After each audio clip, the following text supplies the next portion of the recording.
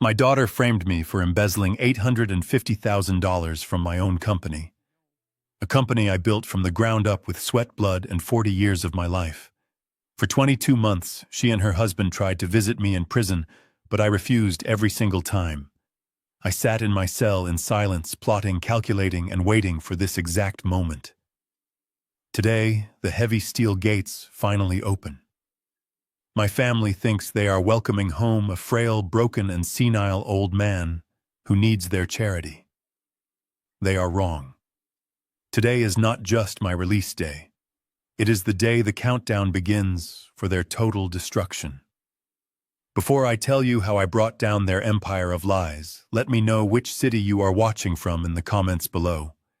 If you believe that karma always collects its debt, hit that like button and subscribe. The heavy metal gate buzzed and clicked unlocked. That sound used to make me flinch during my first week inside. Now it just sounded like a starting gun. I stepped out onto the cracked pavement of the state correctional facility, clutching a clear plastic bag in my left hand.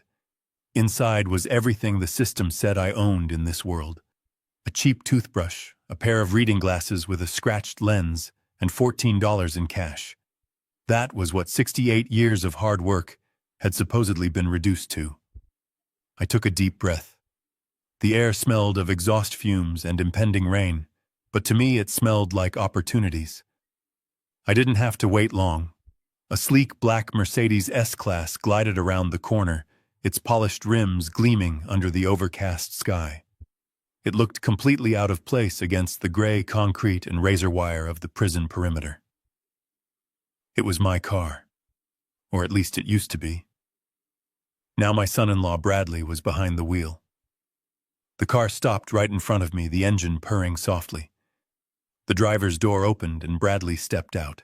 He adjusted his designer suit, checking his reflection in the window. He looked every bit the successful chief financial officer he pretended to be thanks to the salary I had authorized for him 3 years ago. He was holding a bouquet of flowers that looked like they had been bought at a gas station 5 minutes ago. His smile was wide, practiced, and completely empty. "Conrad." "Welcome home, Dad," Bradley shouted, spreading his arms wide as if we were long-lost friends reuniting at an airport. He lunged forward for a hug, aiming for a heartwarming photo op. I saw a photographer lurking near the parking lot entrance, probably hired by my daughter, to document their act of mercy for the local press. I didn't say a word. I didn't even blink. Just as Bradley closed the distance, I took a sharp, calculated step to the left. It was a simple movement, but it was effective. Bradley hugged the empty air. His momentum carried him forward, and he stumbled, nearly tripping over his own Italian leather shoes. He caught himself on the hood of the Mercedes to keep from face-planting onto the asphalt. His face flushed a deep shade of embarrassed red as he straightened his tie. "You almost missed the hug there." Dad, Bradley laughed nervously, trying to recover his composure as the photographer lowered his camera. Confused. "The nightmare is over, Conrad. Madison is waiting in the back seat. Come on, get in. Let's go home." I stopped and looked him dead in the eye. My expression was as cold as the concrete wall behind me. I didn't say a word. I just shifted the plastic bag to my other hand and walked right past him. I ignored his outstretched hand. I ignored the open door of the Mercedes, where I could see my daughter Madison frantically rolling down the window. I walked straight toward a yellow taxi with a dented fender that was idling 50 feet away. I had called it from the payphone inside the warden's office an hour ago. Bradley scrambled after me, his expensive shoes clicking on the pavement. "Dad, wait. What are you doing? You can't get in that cab." The worn yellow taxi smelled of stale coffee and old upholstery, but to me it smelled like the first breath of air I had taken in nearly 2 years. I sat in the back, my hands resting on my knees, watching the gray prison walls shrink in the rear window. "Driver, take the interstate," I said, my voice raspy from disuse. "I'll give you an extra 50 if you don't look back." The driver, a heavy-set man with tired eyes, grunted and merged onto the highway. For a moment I allowed myself to close my eyes, but peace was a luxury I could not yet afford. A sudden blinding flash of high beams filled the cab, reflecting off the rearview mirror and cutting through the gloom. I didn't need to look back to know who it was. The sleek black Mercedes was right on our bumper, aggressively close. Bradley was driving like a man possessed, swerving in and out of the lane trying to force us over. He honked a long, insistent blare that made my driver jump. "Hey, what is this guy's problem?" the cabbie muttered, gripping the wheel tighter. "He's tailgating me at 70 miles an hour. "It's just family," I said calmly, staring straight ahead. "Ignore them. Just keep driving." But Bradley wasn't giving up. He pulled up alongside us in the left lane, matching our speed. I saw Madison in the passenger seat, her face twisted in a mix of anger and panic. She was waving her phone, mouthing words I couldn't hear, but I knew exactly what she was saying. She looked frantic. Good. Panic meant they were afraid. Panic meant they knew I was a loose end they hadn't tied up. Then the taxi driver's dispatch radio crackled to life, static, cutting through the tension. "Dispatch to Unit 42. We just got a priority call from a woman claiming you have an abducted senior citizen in your vehicle. She says he suffers from severe dementia and is a danger to himself. Pull over immediately. The police have been notified." The driver's eyes went wide in the mirror. He looked at me, then at the Mercedes pacing us, then back at me. Abducted dementia. "Look, mister, I don't want any trouble. I'm just trying to make a living here." He started to ease off the gas, signaling toward the shoulder. "Don't listen to them," I said, my voice hardening. "I am not senile. I hired you. I am paying you. Keep driving." But the fear of the police was stronger than the promise of $50. The driver shook his head, sweat beading on his forehead. "Sorry, pal. I can't risk my license for this. They said you're sick." He veered onto the gravel shoulder, the tires crunching loudly as the car came to a shuddering halt. The Mercedes screeched to a stop right in front of us, boxing us in. Before the dust had even settled, Bradley was out of the car, storming toward us. Madison followed, phone still pressed to her ear, playing the part of the concerned daughter to perfection. I watched them come. They thought they were rescuing a confused old man. They didn't realize they were cornering a wolf. I opened the door and stepped out into the cold wind, ready for the first skirmish of the war. The taxi tires spun on the loose gravel, kicking up dust as the driver sped away, leaving me stranded on the side of the interstate. 18-wheelers roared past the wind from their trailers, shaking the ground beneath my thin prison-issue shoes. Before I could even adjust my jacket against the biting cold, Bradley was on me. His hand clamped onto my shoulder like a vice, his perfectly manicured fingernails digging into the cheap fabric of my coat. "Get in the car, Conrad," he hissed, his voice low and dangerous, completely different from the cheerful tone he had used at the prison gate. "You are making a scene. Do you want the highway patrol to stop? Do you want to go back to a cell for public disturbance on your first hour of freedom?" I shrugged his hand off with a sharp jerk of my shoulder. The movement surprised him, and he took a step back. "Take your hands off me," I said, my voice steady despite the adrenaline coursing through my veins. "I do not need your ride, and I do not need your charity. I am going to my apartment on 5th Street, the one I bought in '98. I have a spare key hidden under the loose brick in the entryway." Bradley stared at me for a second, and then he laughed. It was a cruel, hollow sound that was swallowed by the traffic noise. "The apartment," he repeated, shaking his head as if explaining quantum physics to a toddler. "That is gone, old man. We liquidated that asset 14 months ago." I felt the blood drain from my face. That apartment was my sanctuary. It was where I kept my books, my wife Evelyn's piano, and the few personal treasures I had managed to save from the company merger years ago. "What do you mean, liquidated?" I asked, stepping closer to him. "That deed was in my name." "Power of attorney." Bradley smirked, tapping the breast pocket of his designer suit. "You signed it 3 weeks after your conviction, remember? To manage your legal defense. Your lawyers were expensive, Conrad. We sold the apartment to pay your restitution fines, and maybe a little extra for our administrative trouble. Madison stepped out of the Mercedes, then wrapping a cashmere shawl around herself to protect against the wind. She didn't look at me with pity. She looked at me with annoyance, checking her diamond-encrusted watch. "Dad, please," she whined. "We do not have time for this tantrum. The board members are arriving at 6. We sold the apartment because it was bleeding money. You have nowhere else to go. It is either the guest house at the estate or a park bench. Make a choice." The reality hit me like a physical blow. I wasn't just a released convict anymore. I was homeless. They had stripped me of my home while I sat in a cell believing they were handling my affairs. I looked down the long gray stretch of highway. I had $14 in my pocket.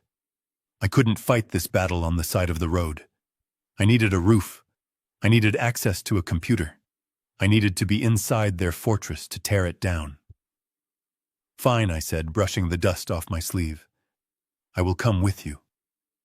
But not for you." Bradley smirked, thinking he had won, thinking he had broken the old man's spirit. He opened the rear door of the Mercedes with a mock bow. "Smart choice," he said. "Try not to touch the leather. Your clothes smell like bleach." I slid into the back seat, the plush interior feeling like a suffocating velvet coffin. As the door slammed shut, sealing me in with the people who had stolen my life, I made a silent vow. I would endure their insults. I would live in their guest house. I would eat their scraps. And while they slept, I would sharpen the blade that would cut them loose from everything they loved. The car merged back onto the highway, speeding toward the mansion that was bought with my stolen money. The electronic gates of the estate swung open with a smooth, expensive hum, a sound I hadn't heard in nearly 2 years. As the Mercedes rolled up the long gravel driveway, my heart began to hammer against my ribs. This wasn't just a house. This was the home where I had raised my daughter. It was the home where I had nursed my wife Evelyn through her final days. Every brick and every tree held a memory. But as the car came to a stop in front of the main entrance, the air left my lungs in a painful rush. I looked toward the east wing, anticipating the vibrant explosion of red and pink from Evelyn's prize-winning rose garden. She had spent 30 years cultivating those flowers. It was her sanctuary, her pride, and the one place where she felt truly at peace. It was gone. The earth where Evelyn's roses once bloomed was now covered in flat, soulless sheets of artificial neon green turf. Instead of the trellis covered in climbing vines, there was a tacky plastic windmill and a series of concrete obstacles. My jaw tightened so hard I felt a tooth crack. They had paved over my wife's legacy to build a miniature golf course. Bradley noticed my stare as we stepped out of the car. He slammed the door shut and beamed, gesturing grandly at the plastic monstrosity. "Impressive, right?" he said, completely oblivious to the murder in my eyes. "We had to get rid of those old bushes last summer.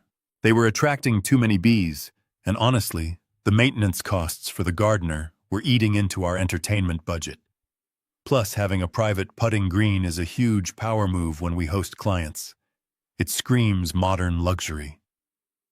I stood frozen on the driveway. My hands balled into fists at my sides, my fingernails digging into my palms until the skin broke. Those were not just bushes. Those were the hybrid teas Evelyn had planted the day Madison was born. They had erased her. In their pursuit of a sterile Instagram-worthy aesthetic, they had scraped away the soul of this family. Madison walked past me, tapping away on her phone. "Don't look so tragic, Dad," she said without looking up. "It is just dirt and plants. Property value has gone up 12% since we renovated. You should be thanking us for protecting your investment." I forced myself to unclench my hands. I forced my breathing to slow down. If I strangled him right here on the driveway, I would go back to prison for life, and they would win. I had to play the long game. I swallowed the bile rising in my throat and looked at the house. The warm, inviting oak front door had been replaced by a cold, imposing slab of frosted glass and steel. It didn't look like a home anymore. It looked like the headquarters of a soulless corporation, and in a way that is exactly what it had become. "It is very efficient," I said, my voice flat and devoid of emotion. That was the only safe thing I could say. Bradley clapped me on the back hard. "Glad you approve, old man. Now come inside. You need to see what we did to the library. We turned it into a media room. You are going to love the surround sound." I followed them up the steps, stepping over the threshold of the house I built, feeling like a ghost haunting my own life. They had destroyed the past, but they had no idea that I had returned to burn down their future. I expected to be led up the grand mahogany staircase to the second floor, perhaps to the small guest room at the end of the hall where Evelyn used to sew. Instead, Bradley marched me straight through the kitchen and opened the back door. A gust of biting autumn wind hit me, carrying the scent of chlorine from the heated swimming pool I was no longer allowed to use. "This way," Dad Madison said, gesturing toward the far corner of the property, right up against the perimeter fence. I followed them across the manicured lawn, my thin shoes soaking up the dampness from the grass. We stopped in front of a small detached structure that used to be the potting shed where the gardener kept his lawnmowers and fertilizer. It had been given a fresh coat of beige paint, but I could still see the uneven lines where the wood had rotted near the foundation. "We call it the garden suite now," Bradley said, unlocking the flimsy door with a key that looked like it belonged to a child's diary. "It offers you total privacy. We thought you would appreciate the solitude after living in a crowded cell block." I stepped inside. The air within was stale and significantly colder than the air outside. They had laid down cheap laminate flooring over the concrete slab, but there was no insulation in the walls. I could feel the draft coming through the single-pane window. There was a narrow twin bed pushed against the wall, a small nightstand, and a portable metal rack for hanging clothes. There was no bathroom attached. I would have to use the outdoor pool shower or the half bath in the garage. There was absolutely no heater. "It is cozy, isn't it?" Madison said, refusing to make eye contact. She didn't wait for an answer. She threw a plastic garment bag onto the bed. It landed with a light, hollow sound, lacking the weight of quality fabric. I unzipped the bag. Inside hung a suit that felt like pure polyester. It was stiff, shiny, and the color of charcoal that had been left out in the sun too long. It was the kind of suit you buy at a discount warehouse for $99. "What is this?" I asked, fingering the rough material. "Tonight is the merger party," Madison replied, her voice sharp and businesslike. "The board of directors from Apex Corporation will be here in 2 hours. You are going to make an appearance. You will smile, shake hands, and look like the retired, well-cared-for founder we told them you are. But first, you need to scrub yourself raw in the garage shower." She took a step closer, wrinkling her nose in exaggerated disgust. "You smell like prison, Dad," she said, her voice dripping with disdain. "You smell like bleach and desperation. Do not let that scent linger on my guests. Put on the suit, shave that gray stubble, and wait here until we come get you. Do not wander into the main house. We do not want you touching the hors d'oeuvres before the VIPs arrive." She turned on her heel and walked out, Bradley following her like a loyal dog. The door clicked shut, and I heard the lock turn from the outside. I stood alone in the freezing shed, holding the cheap suit that was meant to be my costume for their play. I didn't feel humiliated. I felt focused. I hung the suit on the rack and sat on the edge of the hard mattress. The cold air bit at my skin, but it kept me alert. Let them lock me in a shed. Let them dress me in rags. It only made the fire burning inside me hotter. I looked at the digital watch on my wrist. 2 hours until the party. 2 hours until I walked back into that house and turned their celebration into a funeral for their careers. 2 hours later, I was standing in the middle of my own living room, but it felt more like a shark tank. The air was thick with the smell of expensive perfume and imported cigars. A live jazz band was playing softly in the corner near the fireplace, but the music was drowned out by the clinking of crystal glasses and the murmur of superficial conversations. I tugged at the collar of the cheap polyester suit Madison had forced me to wear. It was 2 sizes too big, and the synthetic fabric scratched against my neck like sandpaper, making me sweat under the bright chandelier lights. Bradley paraded me through the crowd like a prize poodle at a dog show. He kept a firm grip on my elbow, steering me toward the most influential board members of Apex Corporation. "Look who decided to join us," he announced, his voice booming with false cheer. "It is the founder himself, Conrad Sullivan, back from his little state-sponsored vacation." The group of bankers and investors turned to look at me. Their eyes were not kind. They did not see the man who had revolutionized logistics in the tri-state area. They saw a convict. They saw a thief. A tall man with silver hair and a tie that cost more than my bail money stepped forward. He looked me up and down with open contempt. "Brave of you to show your face, Conrad," the man said, swirling his scotch. "After the mess you left for your son-in-law to clean up, I would have thought you would retire to a quiet island, or perhaps a nursing home." The group chuckled politely. It was a cold, sharp sound. Bradley squeezed my arm tighter, his fingers digging into my muscle. "Oh, do not be too hard on him," Bradley said, playing the role of the benevolent saint. Dad had a momentary lapse in judgment. "Age does funny things to the moral compass. But we are just happy to have him home where we can keep an eye on the books, right, Dad?" He looked at me, expecting me to play along, to nod, to accept the role of the senile, greedy old man who needed a babysitter. I forced the muscles in my face to curve into a smile. It felt like cracking stone. "I am just grateful for the hospitality," I managed to say, my voice dry. The word hospitality tasted like ash in my mouth. I heard a woman whisper behind her fan. "I heard he took nearly $1 million. Can you imagine stealing from your own family? Disgusting." I stood there taking every insult, every whisper, every condescending pat on the back. Let them think I was a broken old mascot. Let them think I was harmless. Because the man who smiles while he is being humiliated is the most dangerous man in the room. The crystal glass chimed as Bradley tapped it with a silver spoon. The sharp, high-pitched sound cut through the low hum of conversation like a knife. The jazz band in the corner stopped playing abruptly, and the room fell into a heavy, expectant silence.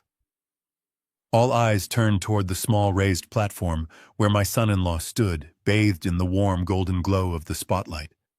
He adjusted the microphone stand, with a confident smile, his diamond cufflinks catching the light. He looked every inch the grieving yet benevolent leader, the perfect picture of modern corporate success. "Thank you all for coming tonight." Bradley began, his voice smooth and rich, projecting a warmth that I knew did not exist. "We have gathered here not just to celebrate a business milestone, but to celebrate the resilience of the human spirit." He paused for effect, letting his gaze sweep across the room before landing squarely on me. He looked at me with that practiced expression of pity that made my stomach churn. "As many of you know, the last 22 months have been incredibly difficult for this family. We faced a crisis that threatened to destroy everything we built. When we discovered the financial irregularities, the missing funds, and the betrayal of trust, we were devastated. But as I look at my father-in-law Conrad standing here with us tonight, I am reminded that family is about forgiveness. It is about second chances." A murmur of approval went through the crowd. People nodded, whispering about how saintly Bradley was to take in the criminal who had tried to rob him. I stood frozen near the shrimp cocktail tower, my hands clenched so tight inside the pockets of that cheap polyester suit that my knuckles turned white. He was rewriting history in real time. He was painting me as the prodigal father and himself as the savior, when in reality he was the parasite who had bled my company dry. "But forgiveness is only the first step," Bradley continued, his voice rising with theatrical passion. "To truly move forward, we must be willing to let go of the past. We must be willing to cut out the rot so that the healthy tissue can grow. That is why tonight I am thrilled to make a historic announcement. He gestured to the large velvet-covered easel behind him. Madison stepped forward and pulled the cord. The velvet dropped to the floor, revealing a new logo. It was a sleek, soulless blue triangle with the word Apex printed in bold silver letters. For 40 years, the name Sullivan Logistics has been on the side of our trucks, Bradley said, his voice booming now. But that name has become tarnished. It has become synonymous with the old way of doing things, with opacity, with scandal. Tonight, we are officially turning the page. Effective immediately, Sullivan Logistics will cease to exist. We are merging with and fully rebranding as a subsidiary of the Apex Global Group. We are erasing the dark past of the previous administration to pave the way for a transparent, profitable future. The room erupted in applause. The board members cheered. Madison clapped the loudest, beaming at her husband. They weren't just selling my company. They were erasing me. They were scrubbing the name Sullivan from every truck, every warehouse, and every invoice. They were burying 40 years of my blood and sweat under a generic corporate label to cover their own tracks. I felt a cold fire ignite in my chest. It wasn't the heat of anger anymore. It was the icy clarity of action. I looked at the microphone in Bradley's hand, and I knew exactly what I had to do. The time for standing in the shadows was over.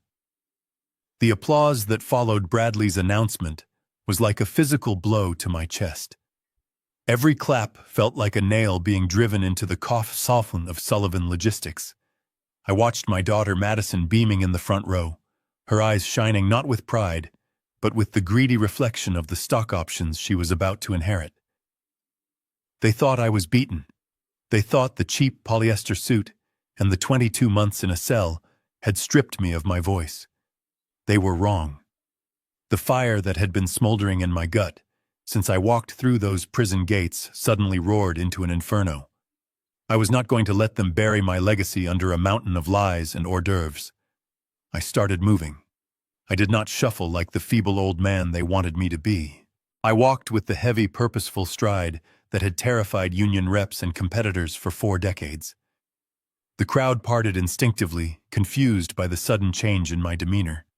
Bradley was still smiling on stage, basking in the adoration, until he saw me climbing the stairs.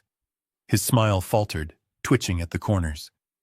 "Dad," he said, his voice dropping to a nervous whisper that the microphone barely picked up. "Go sit down. You are confusing the guests." I didn't answer. I reached out and wrapped my hand around the microphone stand. Bradley tried to pull it away, but my grip was iron. I had spent the last 2 years doing pull-ups on a prison yard bar while he was getting manicures. He was no match for me. I yanked the microphone from his hand with a sharp jerk that sent a screech of feedback tearing through the sound system. The room went dead silent. The jazz band stopped. The waiters froze. 150 pairs of eyes locked onto me. I looked out at the sea of faces. I looked directly at the silver-haired chairman of the Apex Group. "My son-in-law speaks beautifully about the future," I said, my voice steady and deep, echoing off the high ceilings. "He talks about erasing the past, about transparency. It is a noble goal. But in my experience, when a company tries this hard to scrub its books, it is usually because the ink is still wet on the forged invoices." A ripple of uneasy murmurs went through the crowd. Bradley stepped forward, trying to block me with his body. "He is having an episode," he stammered to the audience, his face flushing red. "The dementia makes him paranoid. Security, please help my father." I sidestepped him effortlessly, keeping the mic close to my lips. "Paranoia is an interesting word, Bradley." I continued, my eyes locking onto his. "But let us talk about a different word. Liquidity. You see, gentlemen of the board, my son-in-law is a genius at creating liquidity. He managed to turn $850,000 of solid company assets into invisible mist in less than a week. We call that magic in show business. In the federal penitentiary where I just came from, they call it money laundering.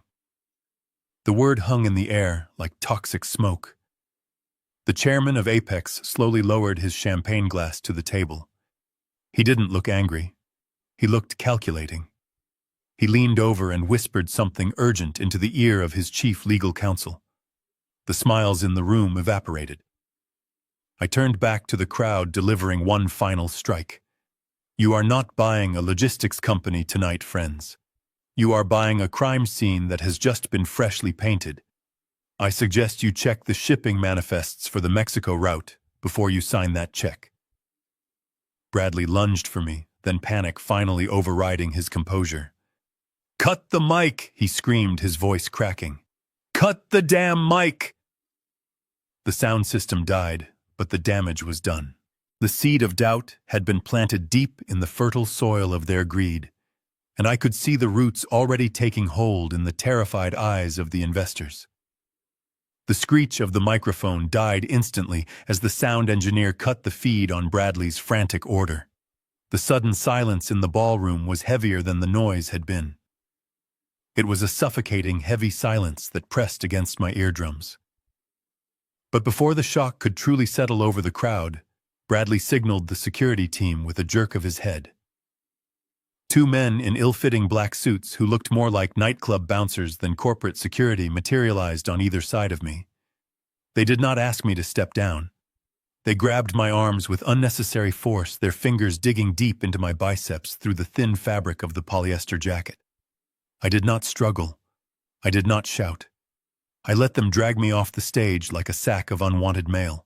I saw the flash of cameras going off, capturing the disgraced founder being forcibly removed from his own company. This was exactly what Bradley wanted. He wanted the world to see a chaotic, unhinged old man. But he did not know that every picture they took would eventually become evidence in his trial. They shoved me through the heavy velvet curtains and into the narrow, dimly lit service corridor behind the stage. The polite, climate-controlled atmosphere of the ballroom vanished, replaced by the harsh hum of fluorescent lights and the smell of dust. They didn't stop until they threw me into a small, windowless holding room that was used for storing extra chairs. I stumbled but caught my balance against a stack of tables, refusing to fall. Bradley burst into the room a second later, the veins in his neck bulging. The mask of the benevolent son-in-law was gone. In its place was a frightened, cornered animal. "You senile old fool," he screamed, closing the door and locking it. "Do you have any idea what you just did? You just wiped 10% off our stock value in 30 seconds. I straightened my jacket, dusting off the invisible lint with slow, deliberate movements. "I told the truth, Bradley," I said calmly. "The market always reacts poorly to the truth when it has been fed lies for 2 years. Then the door opened again. It was Madison. She walked in, her heels clicking sharply on the concrete floor. She wasn't crying. She wasn't panicked like her husband. She looked cold, ice cold.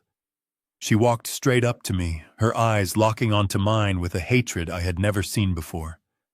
Without a word, she raised her hand and struck me across the face. The slap was hard. It stung my cheek and knocked my head to the side. The sound echoed in the small room. I tasted a metallic tang of blood where my tooth cut into my lip. I slowly turned my head back to look at her. My own daughter. The girl I had carried on my shoulders. The woman I had protected from every hardship in life. "You think you are still the chairman, don't you?" She hissed, her voice trembling with rage. "You think you can just walk back in here and command respect? Look at you. You are wearing a $90 suit. You have $14 to your name. You are nothing. You are just a piece of garbage that the prison system spat back out." She took a step closer, poking a manicured finger into my chest. "We own you, Conrad. We own your house. We own your legacy. And if you ever pull a stunt like that again, I will not just send you to a nursing home.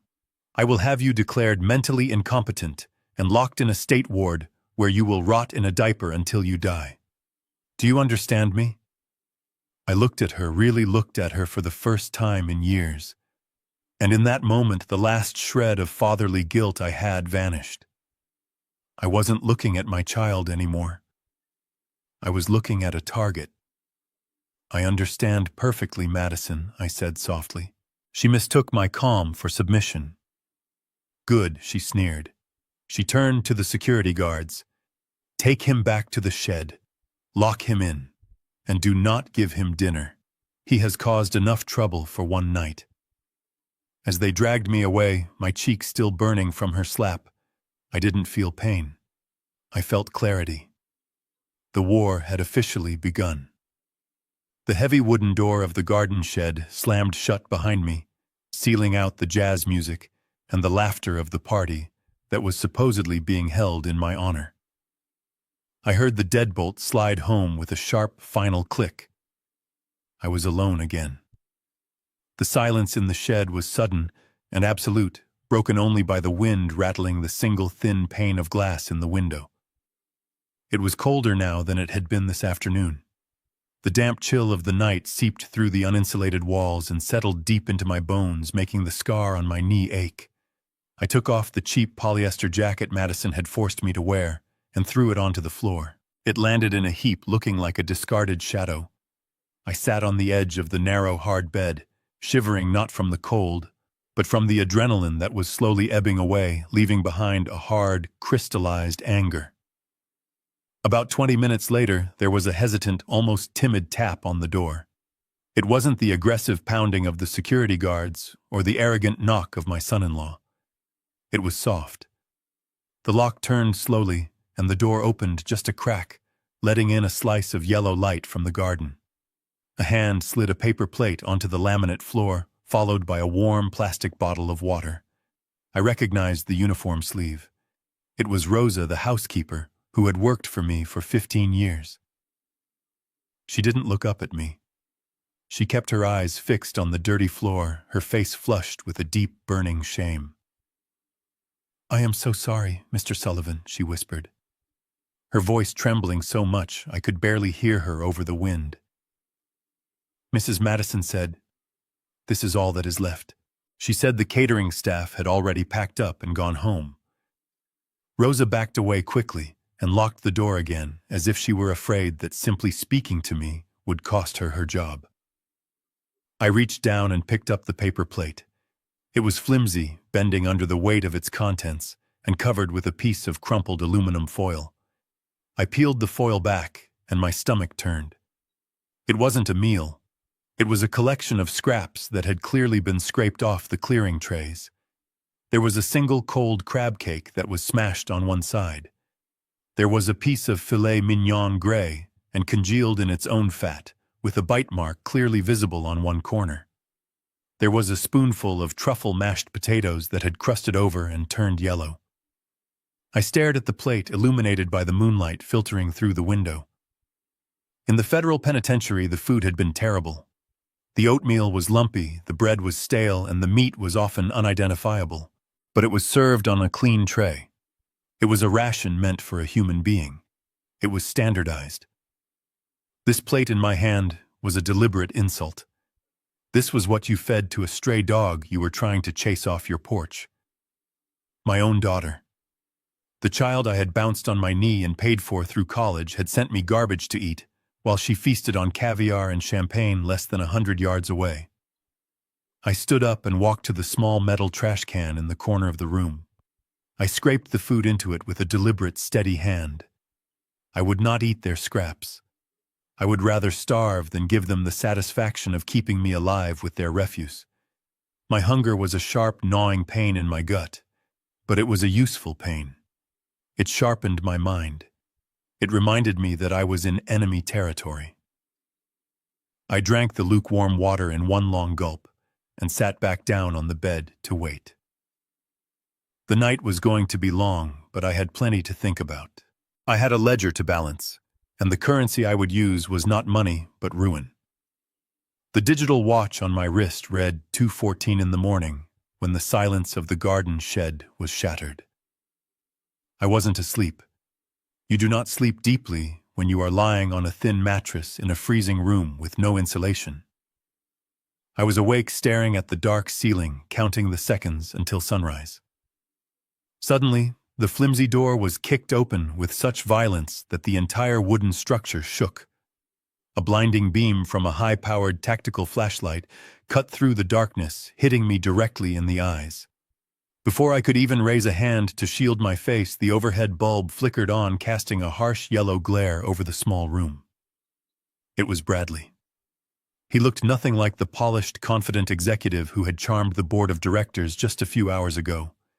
His expensive silk tie was undone, hanging loosely around his neck.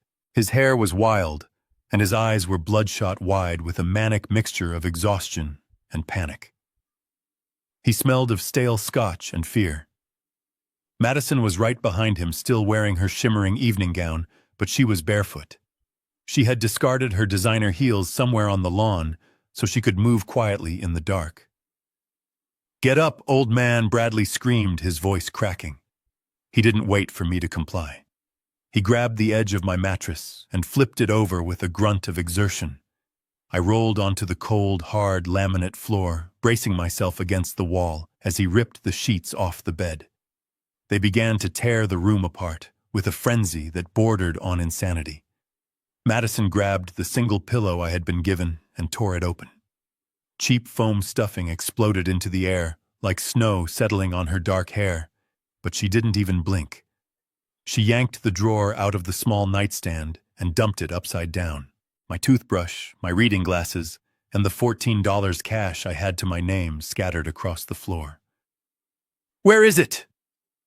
Bradley roared, kicking the empty nightstand against the wall. The cheap wood splintered. "Do not play games with me, Conrad. We know you have a backup. We know you kept a shadow ledger. Where is the USB drive?" I sat on the floor, my back against the wall, watching them destroy the few pathetic comforts they had allowed me. I didn't move. I didn't fight back. I just watched. They were looking for the digital ledger, the one file that contained the real accounting of Sullivan Logistics. The file that proved the $850,000 hadn't been embezzled by me, but had been systematically siphoned into offshore shell companies controlled by my son-in-law. They had spent 22 months believing the police had confiscated everything. But something I said on stage tonight, something about the liquidity, had terrified them. It had planted a seed of doubt that had grown into this midnight hysteria. "I do not know what you are talking about," I said, keeping my voice dangerously calm. "The FBI took my computers." "You know that." Liar, Madison hissed. She was on her hands and knees now, running her fingers along the baseboards, looking for loose panels. "You never did anything without insurance. You always kept a copy. If it is here, Dad, if it is in this shed, we are going to find it. And when we do, I am going to burn it right in front of your eyes." She stood up and grabbed the mattress again, taking a box cutter from her pocket. She slashed the fabric open, searching the inside of the bedding. They were desperate. They were terrified. And as I watched them destroy the room, a small cold smile touched my lips. They were tearing apart the shed, looking for a ghost, completely unaware that the real evidence wasn't hidden in a mattress. It was waiting for them in the morning. Bradley loomed over me, his face twisted into a mask of desperate rage that made him look less like a corporate executive and more like a junkie looking for a fix. He grabbed the lapels of my cheap prison-issue shirt and hauled me up until my toes were barely touching the floor. The smell of scotch on his breath was overpowering, mixed with the metallic tang of his fear. "Tell me where it is, old man," he screamed, spitting the words into my face. "We checked the Cayman accounts. We checked the shell companies in Panama. We even hired a forensic accountant to dig through your old hard drives. Nothing.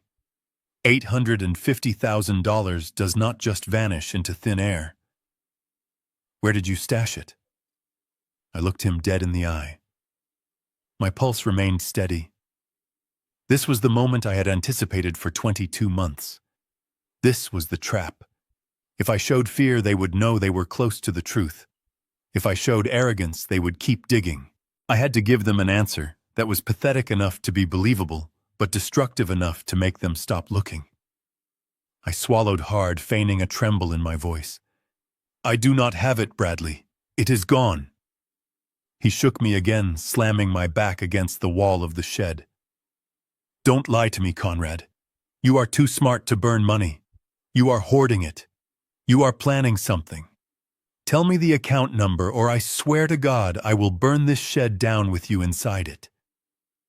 Madison stepped forward then. She put a hand on Bradley's arm, not to stop him, but to steady herself. Her eyes were cold, calculating lasers scanning my face for a micro-expression of deceit. Dad, she said, her voice dangerously soft. We know you withdrew the funds 3 days before the indictment. That money is the only thing keeping Apex interested in the merger.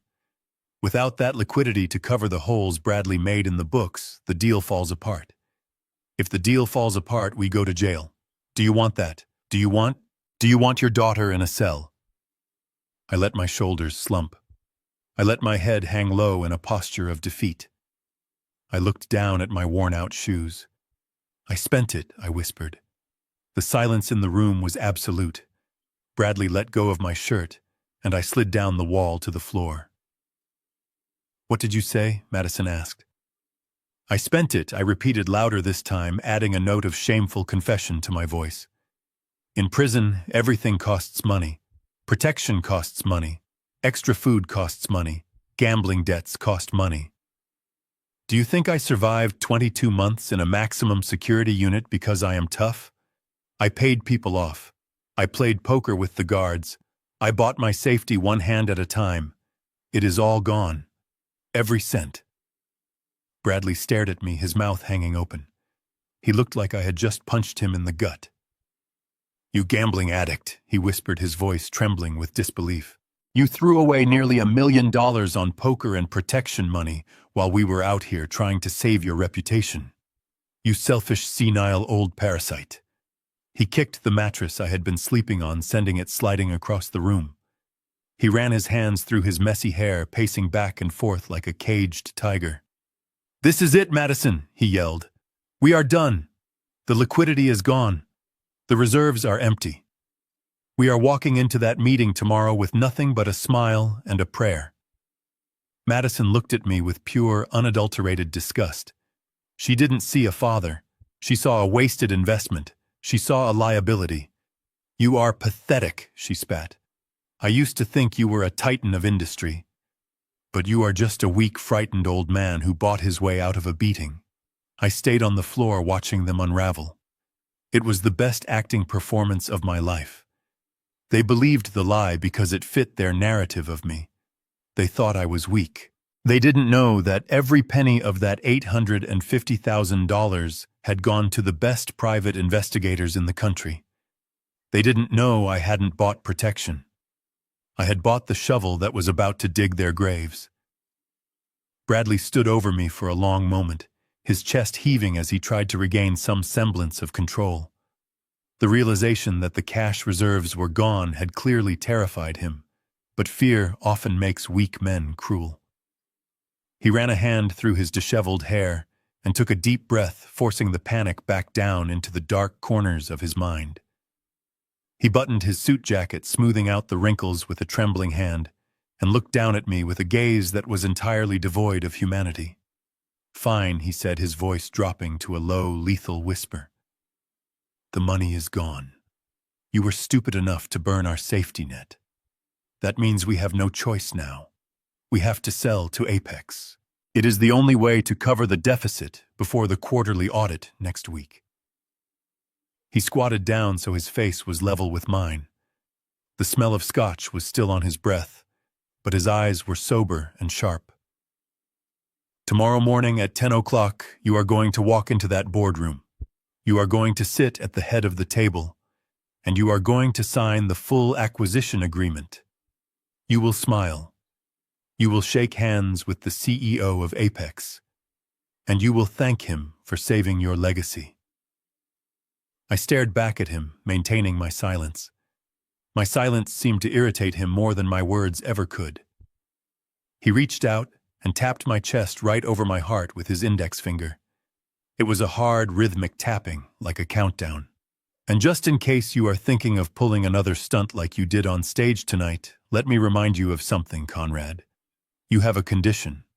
Atrial fibrillation, isn't it? You need those beta blockers twice a day to keep that old pump working.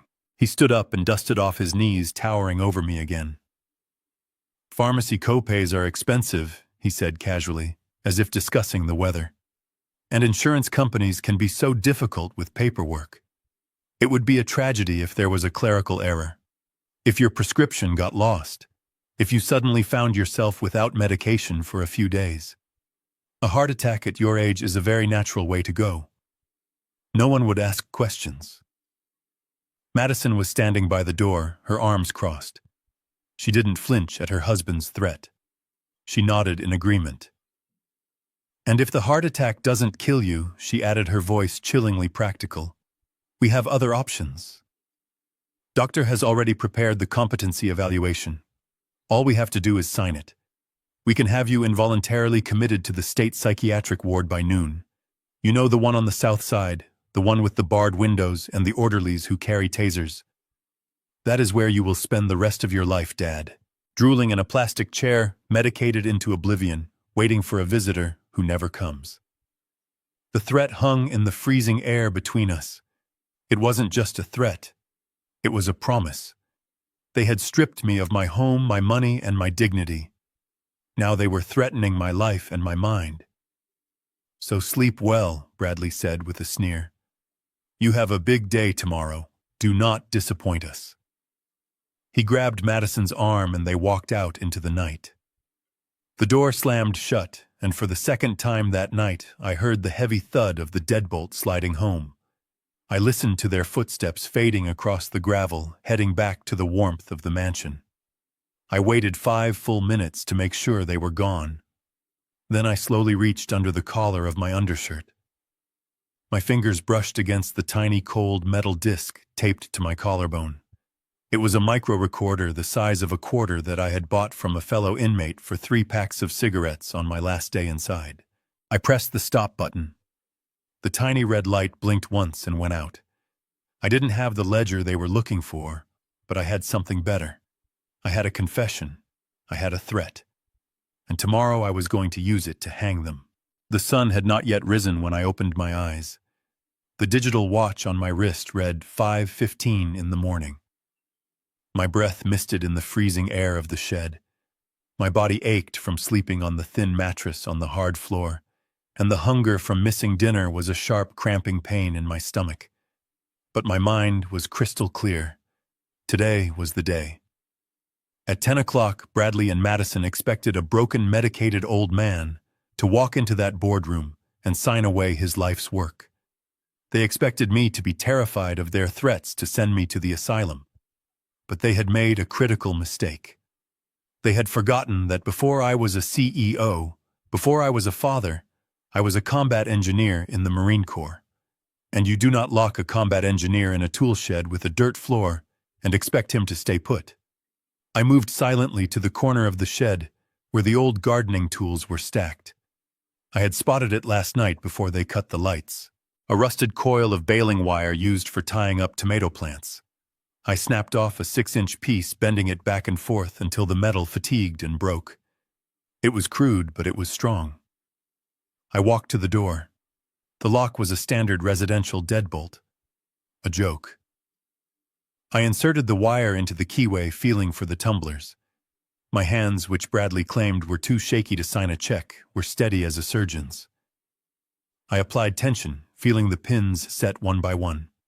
Click, click, click. With a final satisfying snap, the bolt slid back. I pushed the door open just an inch and peered out. The estate was silent. The mansion loomed in the distance, dark and imposing. But the real danger wasn't the people inside. It was the security system. I looked up at the corner of the garage. A red light blinked rhythmically on a black dome camera. A Panasonic 4K surveillance unit with night vision and motion tracking. I knew it well. I had signed the invoice for its installation 5 years ago. I had personally designed the security grid for this property to keep intruders out. Now I had to use that knowledge to break out. I knew the patrol pattern. The camera swept the lawn in a 180-degree arc. It took exactly 12 seconds to complete a sweep. That meant I had a 6-second blind spot on the return loop. I waited. The camera panned left, scanning the rose bushes. I counted under my breath. 1, 2, 3. Now. I moved. I didn't run. Running triggers the motion algorithms. I moved with a low, fluid crouch, sticking to the shadows of the hedges. I crossed the open stretch of lawn in 4 seconds, pressing my back flat against the cold brick of the garage wall, just as the camera whirred back toward me. I held my breath. The red light washed over the grass where I had been standing a second ago. Nothing happened. No alarm. No floodlights. I worked my way along the perimeter fence, avoiding the gravel path that I knew had pressure sensors underneath it. My knees protested with every step, a painful reminder of my age, but I pushed the pain down. I reached the back gate, the one that led to the service alley. It was keypad locked. I didn't have the code, and I didn't have time to hack it. But I knew the hinges on this gate were reinforced steel. I couldn't break them. However, the soil underneath the gate was soft, uncompacted earth meant for drainage. I dropped to my knees and began to dig. I dug like an animal, clawing at the dirt with my bare hands, ignoring the sharp stones cutting into my fingers. Within minutes, I had a gap just wide enough to squeeze through. I slid under the iron bars, the metal scraping my back, tearing the cheap suit jacket.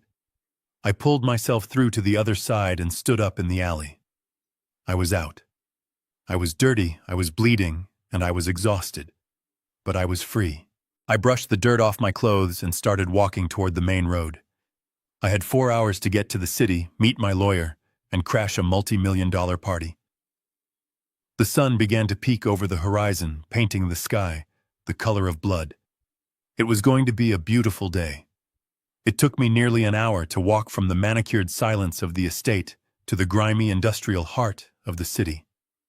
I stuck to the side streets and the shadows, avoiding the morning commuter traffic. I looked like a vagrant.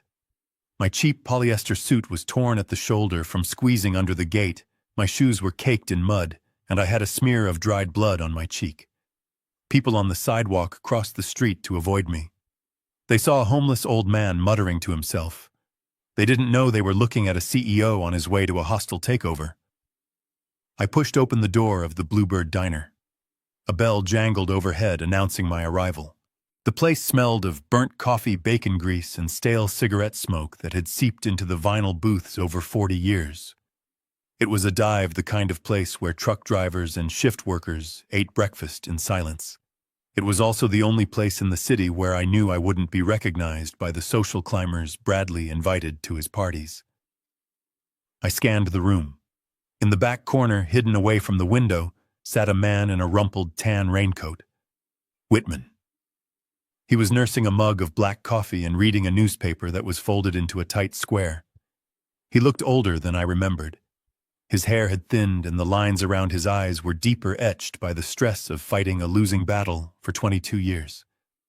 But he was there. He was the only person on my visitation list who had actually shown up every week, even when I refused to see him. He was the only man who knew where the bodies were buried, because he had helped me dig the graves, legally speaking. I slid into the booth opposite him. The vinyl squeaked under my weight. Whitman looked up and his eyes widened behind his thick glasses. He took in my torn jacket, the dirt on my hands, and the wild look in my eyes. He didn't ask if I was okay. He didn't offer empty platitudes. He simply signaled the waitress for another cup and pushed his own water glass toward me. "You look like hell," Conrad Whitman said, his voice gravelly and low. "I assume this means the homecoming party did not go according to plan." "They locked me in a tool shed," I said, drinking the water in one long, desperate gulp. "They threatened to drug me and commit me to the state asylum if I don't sign the sale agreement at 10 o'clock. Whitman shook his head, a look of profound disgust crossing his face. "I told you they were desperate, but I didn't think they were stupid enough to threaten a man like you." He reached down into his leather briefcase, which was sitting on the floor between his feet. The leather was worn and cracked, much like the man himself. He pulled out a thick manila envelope and slid it across the sticky table. It landed with a heavy thud that rattled the silverware. "I did what you asked," Whitman said, keeping his hand on the envelope. "It wasn't easy." Bradley covered his tracks well. He used a labyrinth of shell companies and digital wallets. But he made one mistake. He got arrogant. He stopped paying the small vendors. And unhappy vendors talk. I looked at the envelope. It was just paper, but it felt heavier than gold. Inside that envelope was the ammunition I needed to blow Bradley's fortress to pieces. "Is it all there?" I asked. Whitman nodded grimly. "The shipping manifests, the doctored invoices, and the signature logs. It is enough to put him away for 20 years. But Conrad, you need to see the name on the authorization forms before you go into that room." I opened the envelope and pulled out the first sheet. My heart stopped. I knew Bradley was a thief. I knew he was a liar. But seeing the signature at the bottom of the illegal shipping order turned my blood to ice. It wasn't just Bradley's handwriting. It was a signature I had taught to write in cursive 50 years ago. It was Madison. I stared at the sheet of paper in my trembling hands, and for a moment the noise of the diner faded into a buzzing silence. The document was a shipping manifest dated 14 months ago.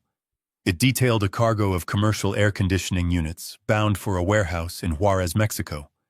But stapled to the back was a forensic breakdown of the actual cargo weight and density. These were not air conditioners. Whitman tapped the paper with a stained fingernail. "Look at the item codes, Conrad. Those are not HVAC parts. Those are Class A restricted dual-use semiconductors, the kind used in guidance systems, the kind that are strictly embargoed by the federal government." I felt a wave of nausea roll over me that had nothing to do with the stale coffee. My son-in-law was not just a thief. He was a smuggler. He was using the logistics network I had spent 40 years building to traffic illegal technology across the border. He had turned my legacy into a mule for the black market. "But Bradley is not smart enough to organize this," I whispered, my voice barely audible. "He is a finance guy. He does not know how to bypass the physical customs inspections at the Laredo crossing." Whitman flipped the page to the authorization log. "That is where you are right, Conrad. Bradley set up the deals, but someone had to physically override the safety protocols in the warehouse system. Someone had to authorize the drivers to skip the weigh station. Someone with executive clearance." He pointed to the signature at the bottom of the release form. The ink was black. The loops were perfectly formed. It was a signature I had seen on birthday cards and report cards for 32 years. Madison. My daughter. My little girl. "She did not just know about it," Conrad Whitman said softly. "She orchestrated the logistics. Look at the dates. Every time a shipment went out, she was the one on the floor signing the release. She knew exactly what was in those crates. She knew she was committing federal treason to fund her lifestyle." I closed my eyes, and the image of Madison crying at the prison gate vanished.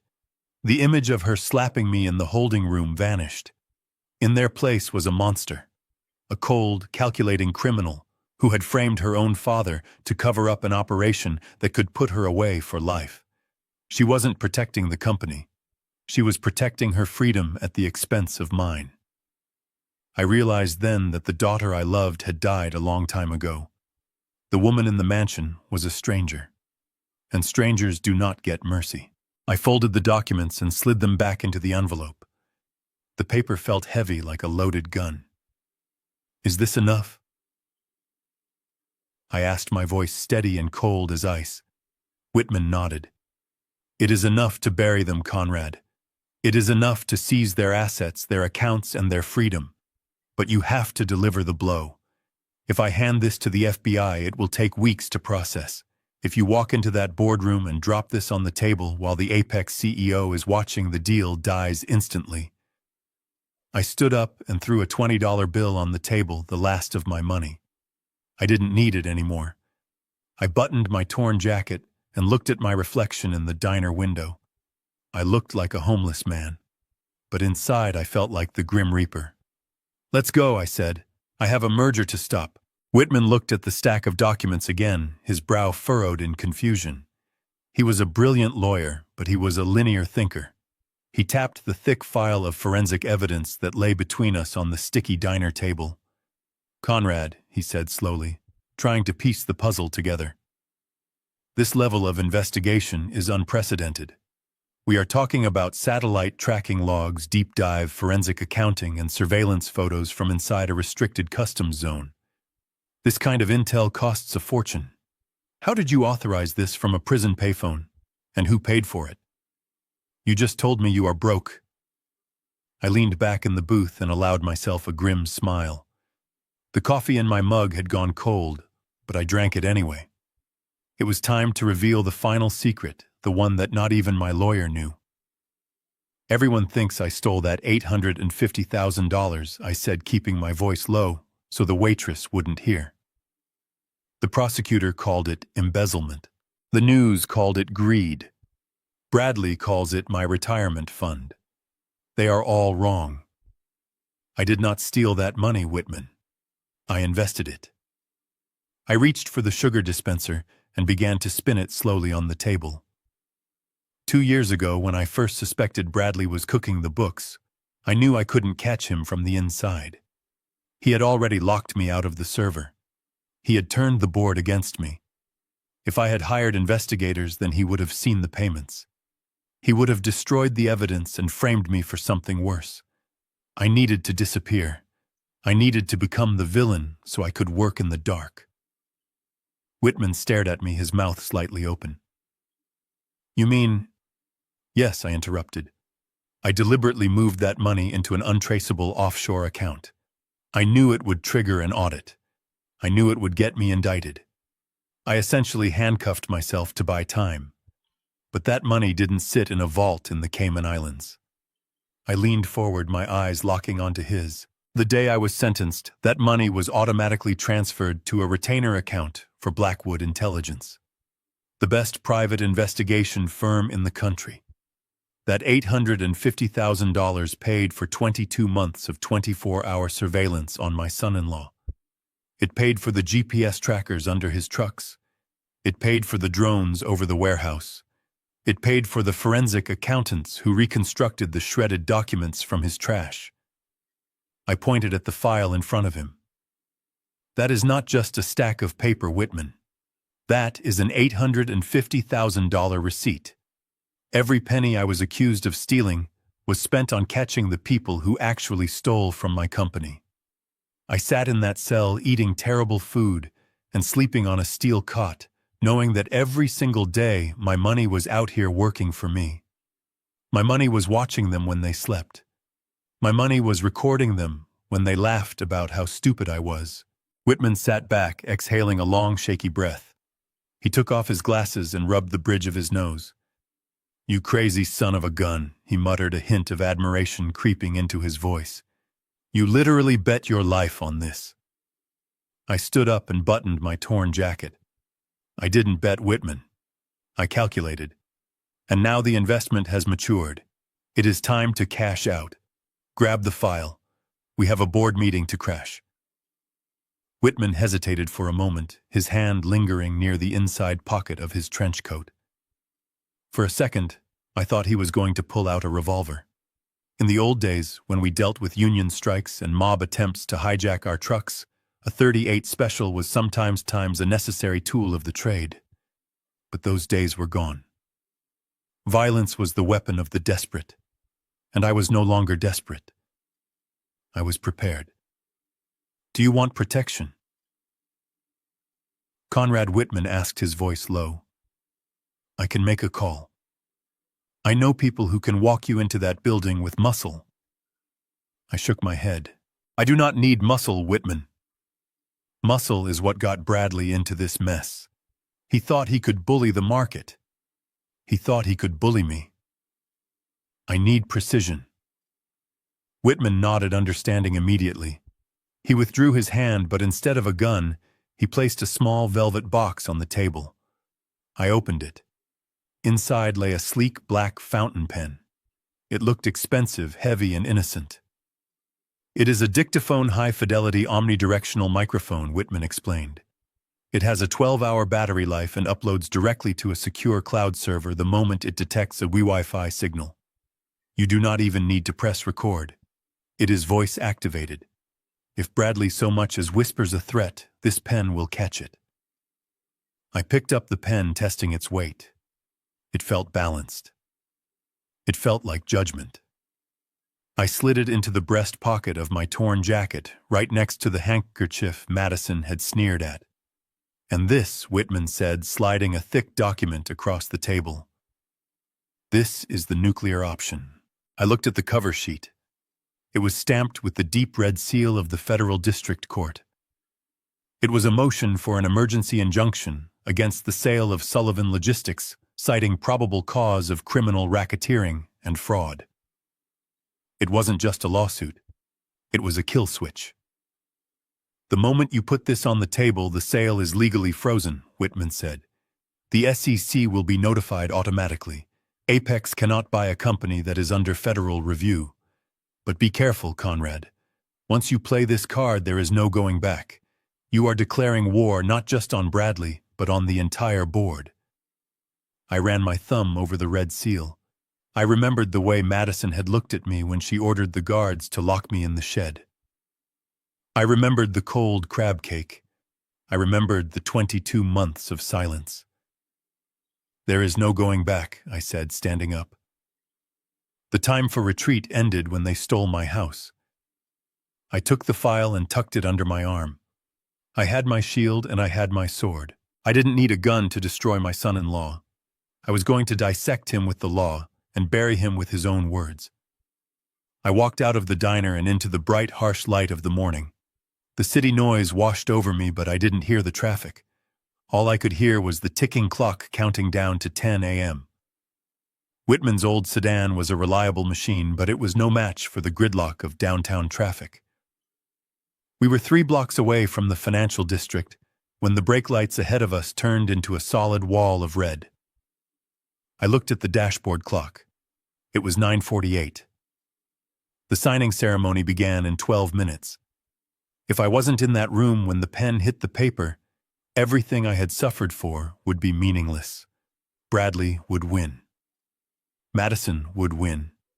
And I would just be a crazy old man shouting at the wind. "I can't sit here, Whitman," I said, unbuckling my seatbelt. "The traffic is not moving. There must be an accident up ahead." Whitman looked at me with genuine concern. "Conrad, it is 6 blocks. You are 68 years old. You spent the last 2 years in a 10-by-10 cell. You are not in shape for a sprint. If your heart gives out before you reach the lobby, Bradley won't even have to kill you." I opened the door and stepped out into the noise of the city. "Then I will die trying," I said, slamming the door shut. I started to run. It wasn't the graceful stride of a jogger. It was the desperate, heavy plodding of a man running for his life. The sidewalk was crowded with morning commuters, people with coffee cups and briefcases, who stared at the disheveled old man in a torn suit weaving through them. By the second block, my lungs felt like they were filled with broken glass. The cold morning air burned my throat with every gasp. My knees, which had been aching since the prison gate yesterday, started to scream in protest, pounding against the concrete pavement. I could feel the sweat pouring down my back, soaking the cheap polyester shirt. I checked my watch again. 9:53. 4 blocks to go. I pushed harder, ignoring the black spots dancing at the edge of my vision. I focused on the destination. Sullivan Tower. I could see it now, rising above the other buildings like a steel and glass monument to my life's work. I remembered the day we broke ground on that building 20 years ago. I remembered holding Madison's hand as she cut the ribbon. The memory fueled my anger, and the anger fueled my legs. A young man on an electric scooter swerved to avoid me, shouting an obscenity. I didn't care. I clipped my shoulder against a lamppost, spinning around, but I kept moving. My chest was tight, a crushing pressure that made me wonder if Bradley's threat about a heart attack might actually come true. But I wasn't going to let my body betray me now. Not when I was so close. I turned the final corner and the plaza opened up before me. The Sullivan Logistics logo was still etched in stone above the entrance, but I knew there was a crew scheduled to sandblast it off tomorrow. I stumbled toward the revolving doors, gasping for air, my heart hammering against my ribs like a trapped bird. I wiped the sweat from my eyes with a dirty sleeve. I must have looked like a madman, but as I pushed through the glass doors and the cool air of the lobby hit my face, I felt a surge of power. I had made it. The race wasn't over yet, but I had just reached the starting line of the real fight. The lobby of Sullivan Tower was exactly as I remembered it. High ceilings, polished Italian marble floors, and the smell of expensive coffee and ambition. But as I stumbled toward the security turnstiles, gasping for breath, I realized I did not belong here anymore. Not to the people standing guard. Two men stepped out from behind the concierge desk. They were not the old security team I had known by name. These were new hires, young, bulky, and wearing uniforms that looked more like paramilitary gear than corporate security. They looked at my torn polyester suit, my mud-caked shoes, and the sweat dripping down my face, and they made a quick, silent judgment. To them, I wasn't the founder whose name was on the building. I was a vagrant who had wandered in off the street to beg for change. "Sir," the taller guard said, stepping into my path with his hand resting on his taser. "You need to turn around and leave. This is private property." I stopped trying to stand tall despite the burning pain in my lungs. "I am Conrad Sullivan," I wheezed, pointing a shaking finger at the bronze plaque on the wall. "I built this tower. I have a board meeting on the 40th floor." The guard laughed. It was a short, dismissive sound. "Yeah, and I am the King of England. Look, pal, we don't want any trouble. Just turn around and walk out before we have to drag you out." I looked at the digital clock above the elevator bank. 9:57. I did not have time to argue. I did not have time to wait for the police to come and verify my identity. By the time they cleared me, the contract would be signed and my company would be gone. I held up my hands in a gesture of surrender. "Fine," I said, backing away. "I am leaving." I turned and walked toward the revolving doors, but the moment the guards relaxed and turned back to their desk, I veered sharp left. I headed down a narrow corridor that led to the public restrooms. "Hey, stop!" the guard shouted, but I was already around the corner. At the end of the hallway next to the men's room was a plain gray metal door. It had no handle, just a card reader. To most people, it was a utility closet. To the cleaning staff, it was the entrance to the service elevator. But to me, it was the back door into my own castle. I reached into my shoe under the dirty insole where I had hidden it for 2 years. I pulled out a plain white keycard. It was scratched and yellowed with age. It didn't look like much, but this card was unique. When I commissioned the security system for this tower 15 years ago, I had the engineers hardcode a master access level that was independent of the central server. It was a ghost key. It couldn't be deactivated by the HR department. It couldn't be wiped by a system update. Unless they physically ripped the wires out of the wall, this card would always work. I could hear the heavy boots of the security guards pounding down the hallway behind me. They were seconds away. I slapped the card against the black plastic reader. For a heart-stopping second, the light stayed red. Then, with a mechanical beep that sounded like music, the light turned green. A heavy click echoed from the doorframe. I pushed the door open and threw myself inside, slamming it shut, just as the first guard rounded the corner. I heard a heavy thud as his body hit the metal door, followed by the sound of him frantically swiping his own badge. The reader beeped an angry red tone. Access denied. His security clearance wasn't high enough for the maintenance override. I was safe. I was standing in the quiet concrete shaft of the service stairwell. I leaned against the door, closing my eyes for a brief second to catch my breath. They thought they could lock me out of my own building. They thought new guards and new protocols could keep me away. They forgot that I was the architect of this entire world. I pressed the call button for the freight elevator. It was time to go up.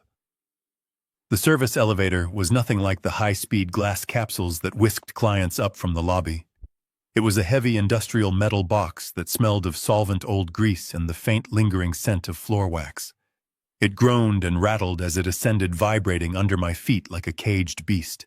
I watched the floor numbers light up on the old scratched panel one by one. 10, 15, 20.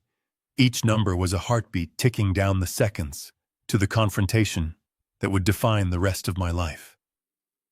I stood alone in the center of the car, the hum of the motor filling the silence. I leaned against the scuffed stainless steel wall and caught my reflection in the metal surface. I looked like a wreck. My hair was disheveled from the wind and the run. There was a smear of dirt on my forehead from digging under the fence. The cheap suit Madison had forced me to wear was torn at the shoulder, revealing the white undershirt beneath. To anyone else, I looked like a desperate, broken old man who had lost his way. But then I looked closer. I looked into my own eyes reflected in the steel.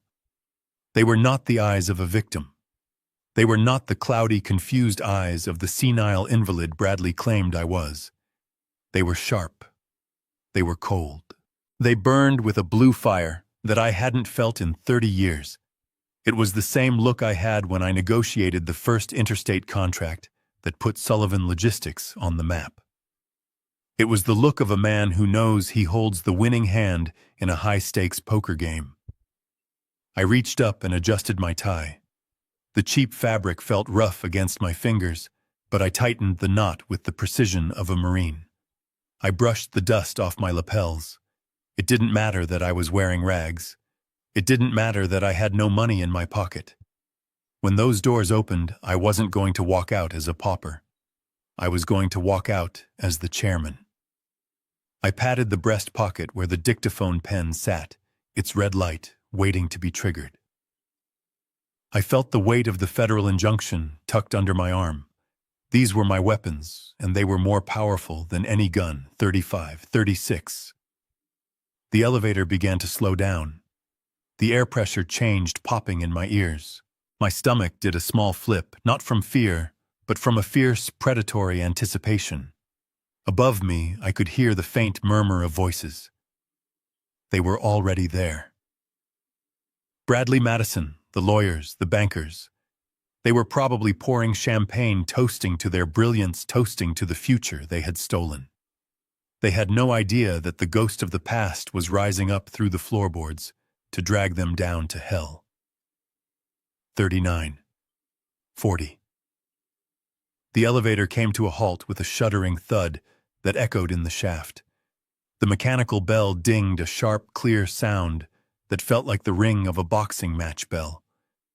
I took a deep breath, filling my lungs with the stale air of the shaft one last time. I squared my shoulders. I lifted my chin. The heavy steel doors slid open with a groan, revealing the back wall of the boardroom. The sudden flood of natural light from the floor-to-ceiling windows was blinding.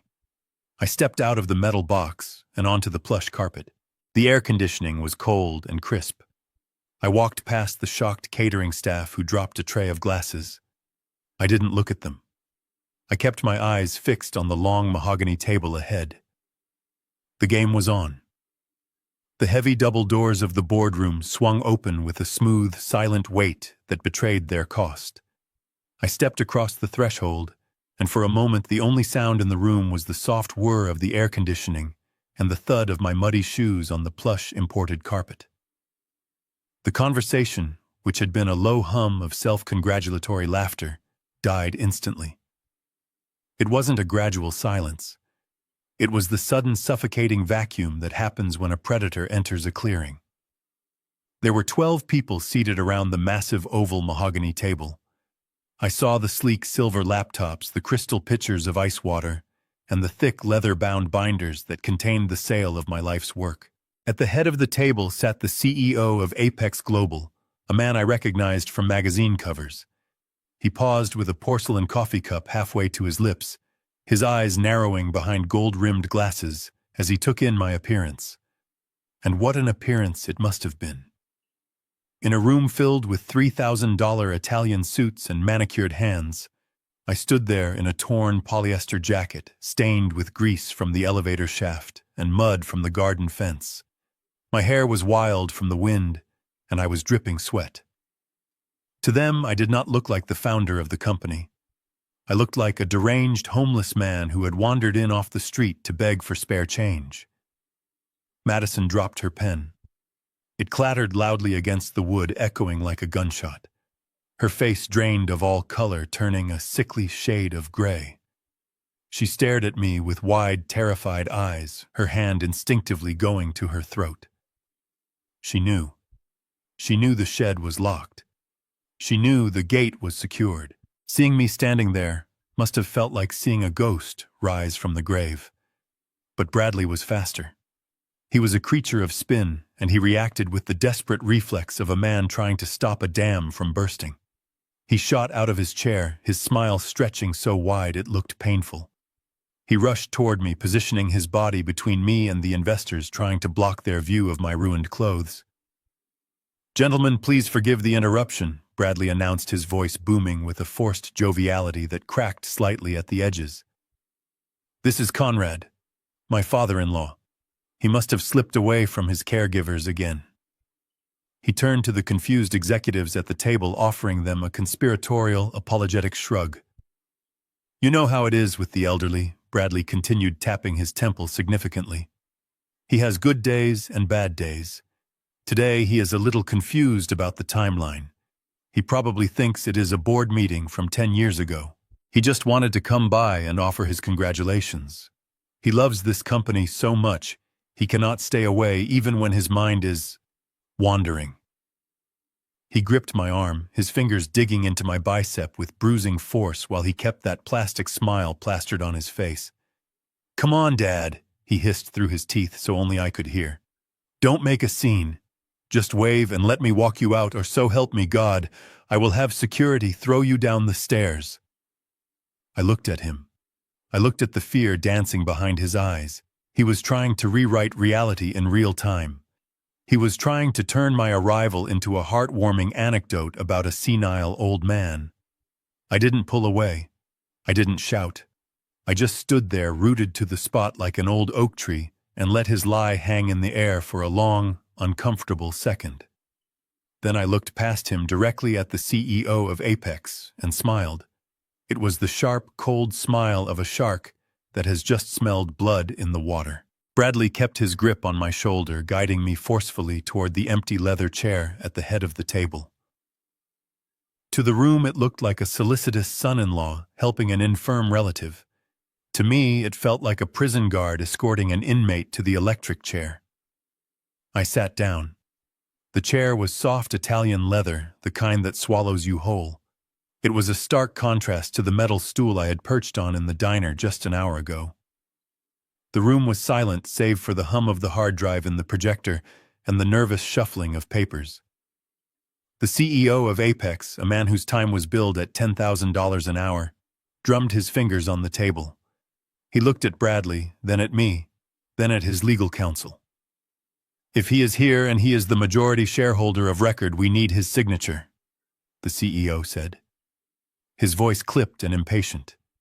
"We cannot proceed with the hostile takeover clause if the principal is physically present. It opens us up to too much liability. Get him to sign the waiver." Bradley nodded frantically. "Of course. He is having a lucid moment. He knows what is best for the family." The lead attorney for Apex, a sharp-faced woman in a gray suit, reached into her briefcase. She pulled out a document that was 3 inches thick, bound with a heavy plastic spiral. She slid it across the polished mahogany table. It stopped right in front of me. The cover page read, "Acquisition and Merger Agreement between Apex Global and Sullivan Logistics." It was the death warrant for my company. "Mr. Sullivan," the attorney said, holding out a gold-plated pen. "If you are able to understand the proceedings, please sign on the tabbed pages." This confirms that you are voluntarily transferring your voting rights to your daughter and son-in-law, and that you accept the buyout terms. I looked at the pen. It hovered in the air like a poisoned dart. I didn't reach for it immediately. I just stared at the paper, letting the tension build. Madison moved then. She walked around the table, her heels sinking into the carpet. She smelled of lavender and expensive soap, a scent that used to remind me of home but now just made my stomach turn. She leaned down, placing a hand on my shoulder. To the investors, it looked like a gesture of comfort. She brought her face close to my ear, her hair falling forward to create a curtain that hid her mouth from the others. "Listen to me, old man," she whispered, her voice a hiss of pure venom that was meant only for me. "You are going to pick up that pen. You are going to sign every single page. And if you do, I will have Bradley wire $500,000 into a private account for you. You can go to Florida. You can live out your pathetic days on a beach." She squeezed my shoulder harder, her nails digging in through the fabric of my torn jacket.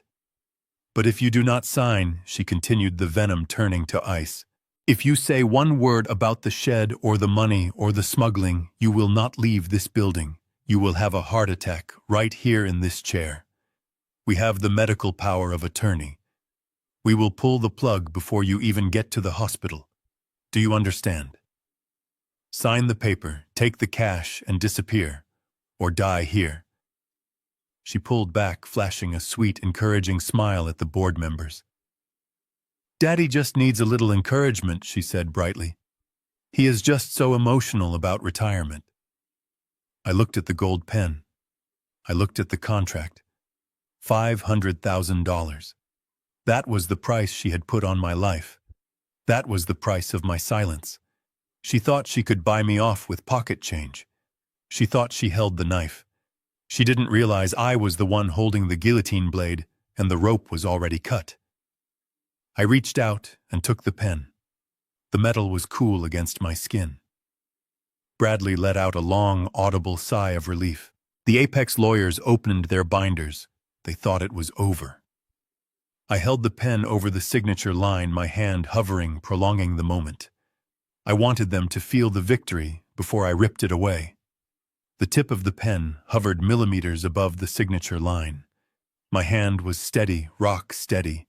I could feel the eyes of everyone in the room burning into me. Bradley was practically vibrating with anticipation, his breath coming in shallow, excited puffs. Madison had leaned back, a smug, satisfied smirk playing on her lips, her eyes already spending the money she thought she had just extorted from me. The CEO of Apex was checking his watch, bored, treating the acquisition of my life's work as just another box to check on his daily agenda. They all thought they knew what was happening. They thought they were watching a broken, senile old man capitulate to the inevitable. They thought the threat of the asylum and the bribe of a beach house had worked. For a split second, I let the pen touch the paper. A tiny dot of black ink bled into the white fiber. I saw Bradley's shoulders drop in relief. He thought it was over. He thought he had won.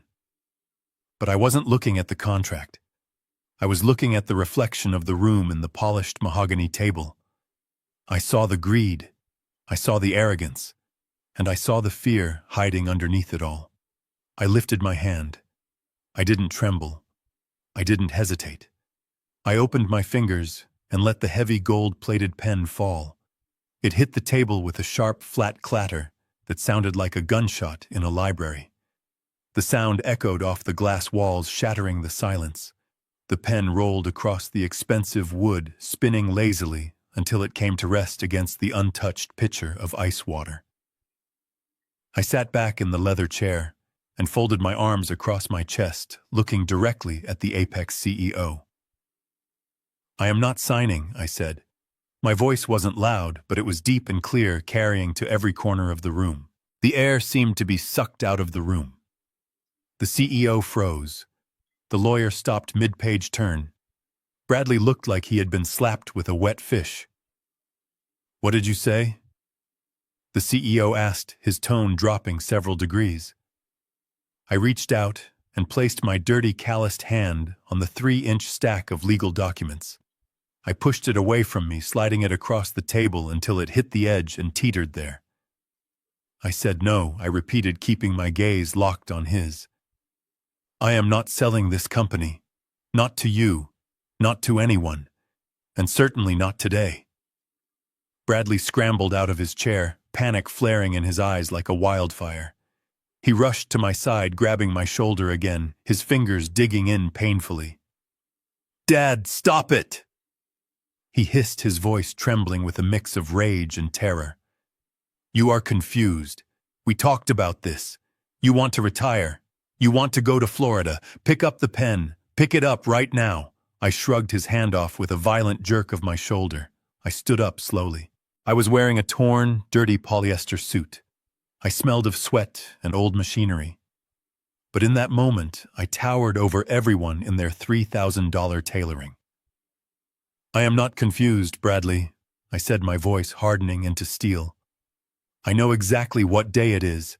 I know exactly where I am, and I know exactly what you are trying to do. You are trying to sell a stolen car before the police check the VIN number."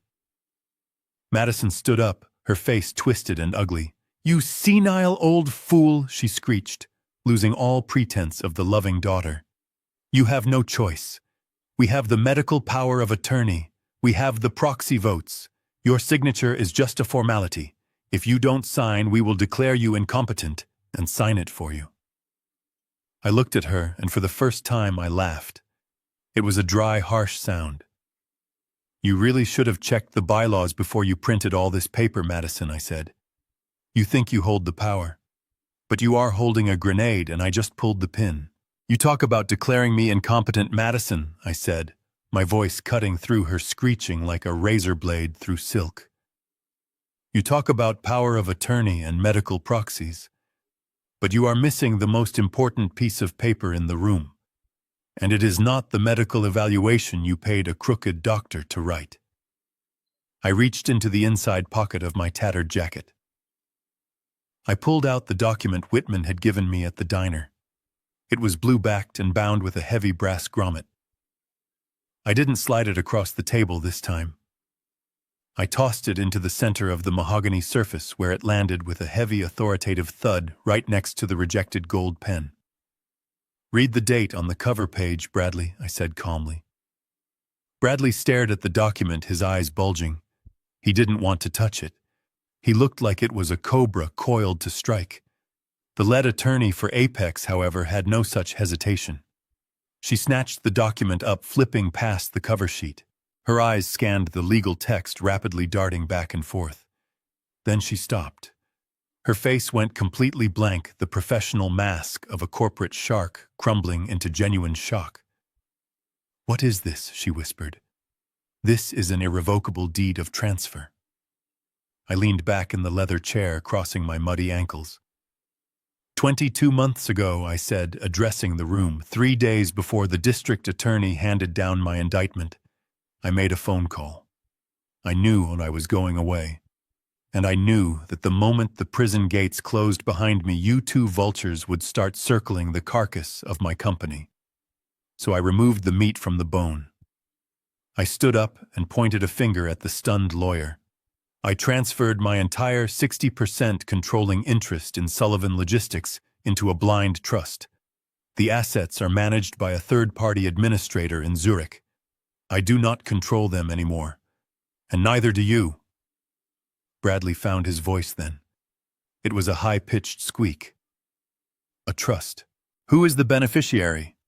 Is it Whitman? Did you give my company to your lawyer?"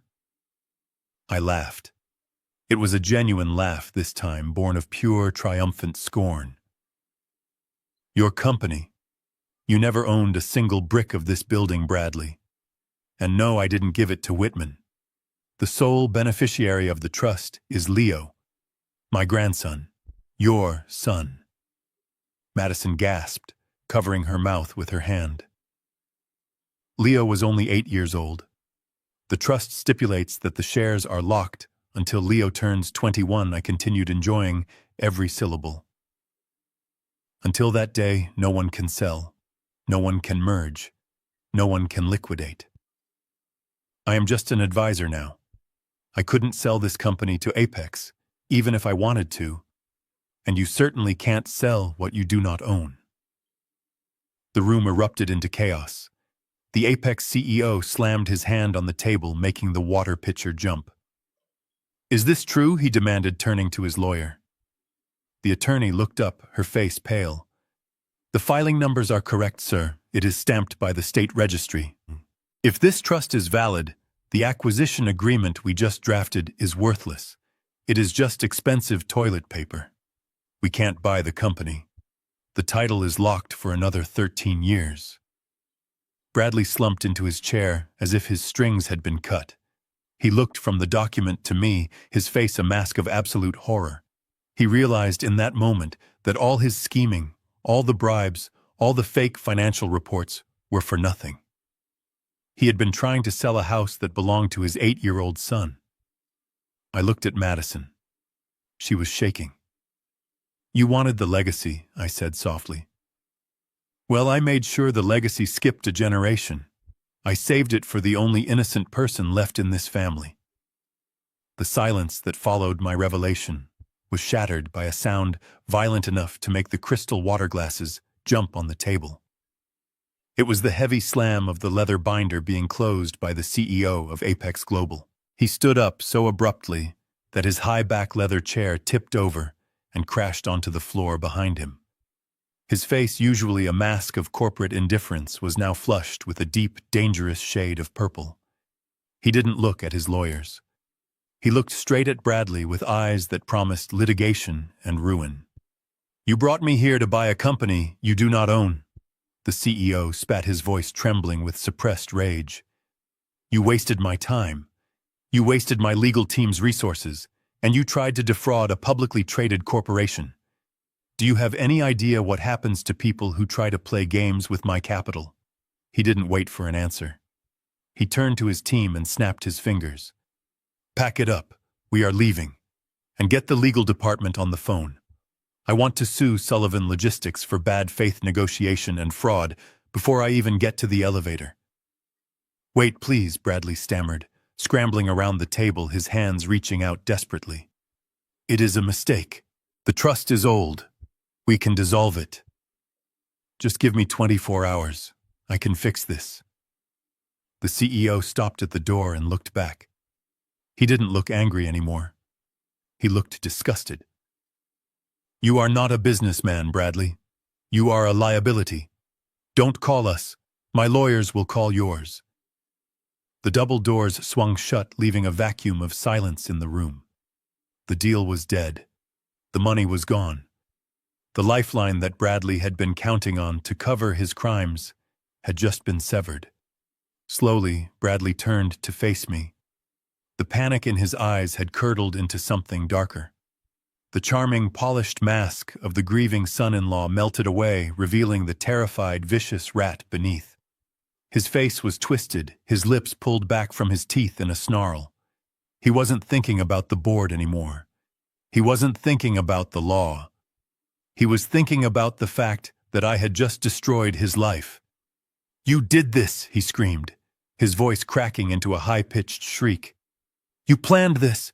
You sat in that cell for 2 years and planned this whole thing just to humiliate me." He grabbed a heavy crystal ashtray from the table and hurled it at the wall. It shattered into 1,000 glittering shards, showering the carpet with glass. Madison screamed and ducked, covering her head. But I didn't flinch. I stood my ground, watching him unravel. "You ruined me," Bradley roared, pointing a shaking finger at my face. "I am going to lose everything because of you. The house, the cars, the reputation. Do you know what you have done?" "You did it to yourself, Bradley," I said calmly. "I just turned on the lights." That broke him. With a guttural roar of pure animal rage, he lunged at me. He wasn't fighting like a man. He was flailing his hands curled into claws, aiming for my throat. He wanted to choke the life out of me right there in the boardroom. I didn't move to run. I shifted my weight, planting my feet, ready to engage. But before he could reach me, the 2 security guards I had bypassed in the lobby burst through the doors, attracted by the noise. They tackled Bradley mid-stride, slamming him hard onto the mahogany table. He thrashed and kicked, screaming obscenities, foaming at the mouth like a rabid dog. "Get off me!" he shrieked, struggling against their grip. "I will kill him! I will kill the old man!" I looked down at him, pinned against the table where he had planned to sign away my legacy. He looked pathetic. He looked small. "You can't kill a ghost, Bradley," I said softly. "And you certainly can't kill the truth." The chaos in the room was palpable, but I wasn't finished yet. The blind trust had stopped the sale, but it hadn't destroyed the rot at the heart of the company. I needed to make sure that Apex Global didn't just walk away. I needed to make sure they ran away, and that they took the story of Bradley's corruption with them to every boardroom in New York. The CEO of Apex had his hand on the brass handle of the double doors. His team was right behind him, already pulling out their phones to draft the lawsuits. "Don't leave just yet," I called out. My voice wasn't loud, but it had the heavy, commanding timbre of a man who is used to being obeyed. The CEO stopped. He didn't turn around fully, just glancing over his shoulder with a look of pure impatience. "We are done here, Sullivan. You have wasted enough of my time." I walked calmly to the head of the table, where Bradley's open laptop was still humming. I reached into my pocket and pulled out a small silver USB drive. It was the digital copy of the evidence Whitman had spent 22 months compiling. "I am about to save you from a federal indictment," I said, plugging the drive into the port. "Consider it a professional courtesy. You might want to sit down for this." The screen at the front of the room flickered to life. The motorized projection screen descended from the ceiling, with a low hum blocking the view of the city skyline. I typed in a command string that I had memorized in my cell. A map of North America appeared. It was high-resolution, detailed, and covered in a web of glowing red lines. To the untrained eye, it looked like a standard route map. But to a logistics expert like the CEO of Apex, it was immediately wrong. The lines didn't follow the major interstate highways. They didn't connect distribution hubs to retail centers. They were erratic. They wound through back roads in Arizona. They stopped in the middle of the New Mexico desert. And most damning of all, they crossed the Mexican border at points that had no official customs checkpoints. "What is this?" the CEO asked, slowly turning back toward the table. His curiosity had overcome his anger. "This is the poison pill," I said, pointing at the screen. "These are the GPS logs from 6 of my trucks over the last 14 months. These trucks never appeared on the official company dispatch logs.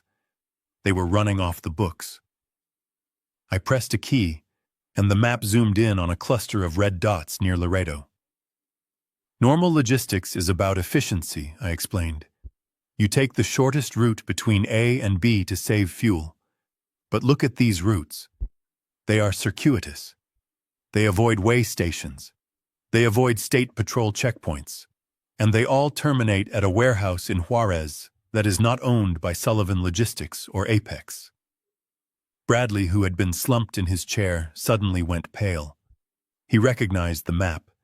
He recognized the routes he had paid drivers cash bonuses to take. "Turn it off," he whispered, his voice trembling. "Turn it off right now." I ignored him. I looked straight at the Apex CEO. "You thought you were buying a shipping company," I said. "But if you had signed that contract 5 minutes ago, you would have become the owner of a smuggling ring. These trucks weren't carrying air conditioners. They were carrying restricted dual-use technology, and every single mile was logged by the tracking devices I paid to have installed under the chassis." The room went dead silent. The CEO looked from the map to Bradley and back to the map. He realized instantly that I wasn't just stopping a sale. I was handing him the evidence of a felony. "You were going to let me buy this," he whispered to Bradley. "You were going to let me buy a federal investigation." "I didn't let him buy it," I said, stepping away from the laptop. "But now you know why the books were cooked. And now you know why I had to come back." The red lines on the projection screen glowed like open veins pulsing with the damning evidence of treason. I watched the realization wash over the face of the Apex CEO. He looked at the map, then at Bradley, and finally at me with a mixture of horror and grudging respect. He realized he was standing in a room with a master strategist, and for the first time all morning, he wasn't looking at me like I was a liability. He was looking at me like I was the only person in the room who knew what was actually going on. Bradley was shaking his head, mumbling denial under his breath. "It is a lie," he stammered, sweat dripping onto his expensive collar. "He forged it. He is good with computers. It is all fake." I walked over to the laptop and tapped the enter key. The screen shifted from the map to a series of invoices. They were dated 22 months ago. "Let us talk about the money, Bradley," I said, my voice filling the silent boardroom. "The $850,000. The money you told the police I embezzled. The money you told the board I stole to fund a lavish retirement." I turned to the room, catching the eye of every stunned executive. "You all believed the narrative. You thought I was a greedy old man padding his nest egg, but you never asked where the money actually went. You couldn't find it in offshore accounts. You couldn't find it in real estate. Do you want to know why I pointed a calloused finger at the screen? Because I spent every single dime of it on hardware. I didn't steal from the company. I made a capital investment that you were too stupid to authorize. I bought a Shadow Fleet tracking system, military-grade GPS units, independent battery power, cellular uplinks that bypass the company server. I paid a private contractor to install them deep inside the chassis of every truck in our long-haul fleet." Bradley looked like he was going to be sick. He slumped back in his chair, the fight draining out of him. "You mean?" he whispered. "Yes," I said, leaning in close so he could smell the stale prison soap on my skin. "For the last 22 months, while you were running illegal shipments thinking you were the smartest man in the world, I was watching you. I saw every detour. I saw every unauthorized stop. I saw every time you crossed the border into a restricted zone." I stood up straight and looked at my daughter. She was gripping the edge of the table, her knuckles white. "And that brings us to the prison sentence," I continued. "Everyone asked me why I didn't fight harder during the trial, why I didn't hire a better lawyer, why I accepted the plea deal so easily. I smiled, and it was the coldest thing in the room. I went to prison because I needed you to feel safe. If I had fought you, then you would have gone underground. You would have shredded the documents and buried the evidence. I had to leave the building. I had to let you think you had won. I had to let you think the cat was dead so the mice would come out to play." I spread my arms, gesturing to the luxurious boardroom. I sat in a 6-by-8-foot cell for 670 days. I ate rot. I slept on steel, and I waited. I waited for you to get comfortable. I waited for you to get greedy. And just as I predicted you did, you got so arrogant that you started using my trucks to move contraband, thinking no one was watching. I looked at the Apex CEO. "I didn't lose 22 months of my life, sir. I invested them. I traded my freedom to buy the evidence that would clean this company's soul. And now the investment has matured." Bradley was cornered, but he was not dead yet. Like a rat trapped in a corner, he lashed out with the only weapon he had left, which was denial. He stood up, knocking his chair back against the wall, and pointed a shaking finger at the projection screen where the damning red lines of the smuggling routes were still glowing. "This proves nothing," he shouted, his voice cracking with desperation. "So what if some drivers took illegal routes? I have 2,000 employees. I cannot monitor every single one of them 24 hours a day. This is clearly a rogue operation. Some corrupt dispatchers must be running a side hustle using my trucks. I had no idea this was happening. I am the victim here." He turned to the Apex CEO, pleading with his eyes. "You are a CEO, sir. You know how it is. You cannot control everything your low-level staff does. You cannot hold me responsible for the criminal actions of a few bad apples." I watched him spin his web of lies. It was pathetic. He was willing to throw his own drivers, the men who had worked for this company, for decades under the bus to save his own skin. He was willing to let innocent men go to prison for his greed. "I knew you would say that, Bradley," I said quietly.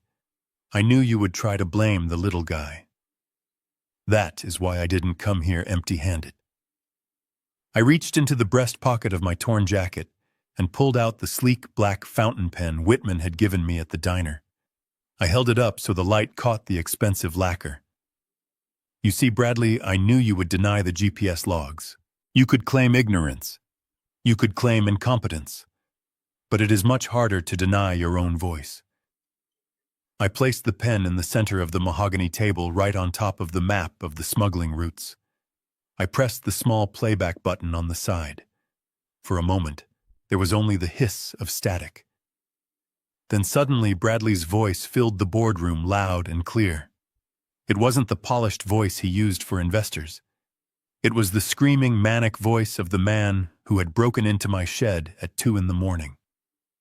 We checked the Cayman accounts the recording played. We checked the shell companies in Panama. $850,000 does not just vanish into thin air. The boardroom went deathly silent. Bradley's face drained of all color, turning a sickly shade of gray. The recording continued mercilessly. "Without that liquidity to cover the holes Bradley made in the books, the deal falls apart." That was Madison's voice, clear as a bell, admitting that there were holes in the books, admitting that the merger was a fraud designed to cover up their financial crimes. Then came the final damning blow from Bradley himself. "We know you kept a shadow ledger. We know you have a backup." I reached out and clicked the pen off. The silence that followed was heavy and absolute. The air conditioning hummed, but no one breathed. "That was recorded 7 hours ago," I said, looking straight at the Apex CEO. "As you can hear, my son-in-law was not looking for rogue drivers. He was looking for a shadow ledger to hide the holes he made in the company finances. He knew about the accounts. He knew about the shell companies. And he knew exactly why he needed to sell the company to you today." I looked at Bradley, who was now trembling so violently he had to lean against the wall to stay upright. "You can blame the drivers for the route, Bradley, but you cannot blame them for the holes in the books. That comes from the top, and that voice on this tape sounds exactly like the chairman to me." The echo of Bradley's recorded confession hung in the air for only a second before the reality of the situation came crashing down. He opened his mouth to speak, perhaps to offer another lie or a plea for mercy, but the words never came. For the third time that morning, the heavy mahogany doors of the boardroom were thrown open. But this time, it wasn't a desperate old man or a confused security guard. It was a tidal wave of navy blue nylon. "Federal agents," a voice boomed, deep and authoritative, bouncing off the glass walls. "Nobody move. Keep your hands where we can see them." A dozen men and women poured into the room, moving with the terrifying synchronized precision of a tactical team. On the back of their windbreakers, the bright yellow letters FBI screamed out the end of Bradley's career. They didn't look at the stunned investors. They didn't look at the trembling catering staff. They moved in a straight, unwavering line toward the head of the table. Whitman had timed it perfectly. My old friend had been coordinating with the field office since I handed him the file in the diner. He knew exactly when the meeting was, and he knew exactly when to pull the trigger. Bradley scrambled backward, his chair screeching against the floor, but there was nowhere to go. He was trapped between the window and the law. He looked small. He looked like a child caught playing dress-up in his father's clothes. "This is a mistake," Bradley squealed, holding his hands up as if to ward off a physical blow. "I am the CEO. You cannot do this. I have rights. You have the right to remain silent," the lead agent said, grabbing Bradley's wrist and twisting it behind his back with practiced efficiency. "I suggest you use it." Bradley's face was pressed against the polished wood of the table right next to the map of the smuggling routes and the pen that had sealed his fate. The sound of the handcuffs ratcheting shut was sharp and final. Click, click. The Apex CEO stepped back, giving the agents plenty of room. He looked at Bradley with a mixture of pity and revulsion. He knew how close he had come to being an accessory to this mess. He caught my eye across the room and gave a single stiff nod. It was a silent acknowledgement. He was walking away, and he was taking his money with him. Madison was frozen in her chair. She didn't scream. She didn't fight. She just stared at her husband being manhandled by the federal agents, her face a mask of absolute shock. She realized that the shield of wealth she had hidden behind for so long had just shattered. "Get him up," the agent ordered. They hauled Bradley to his feet. His expensive suit was rumpled, his hair was a mess, and tears of humiliation were streaming down his face.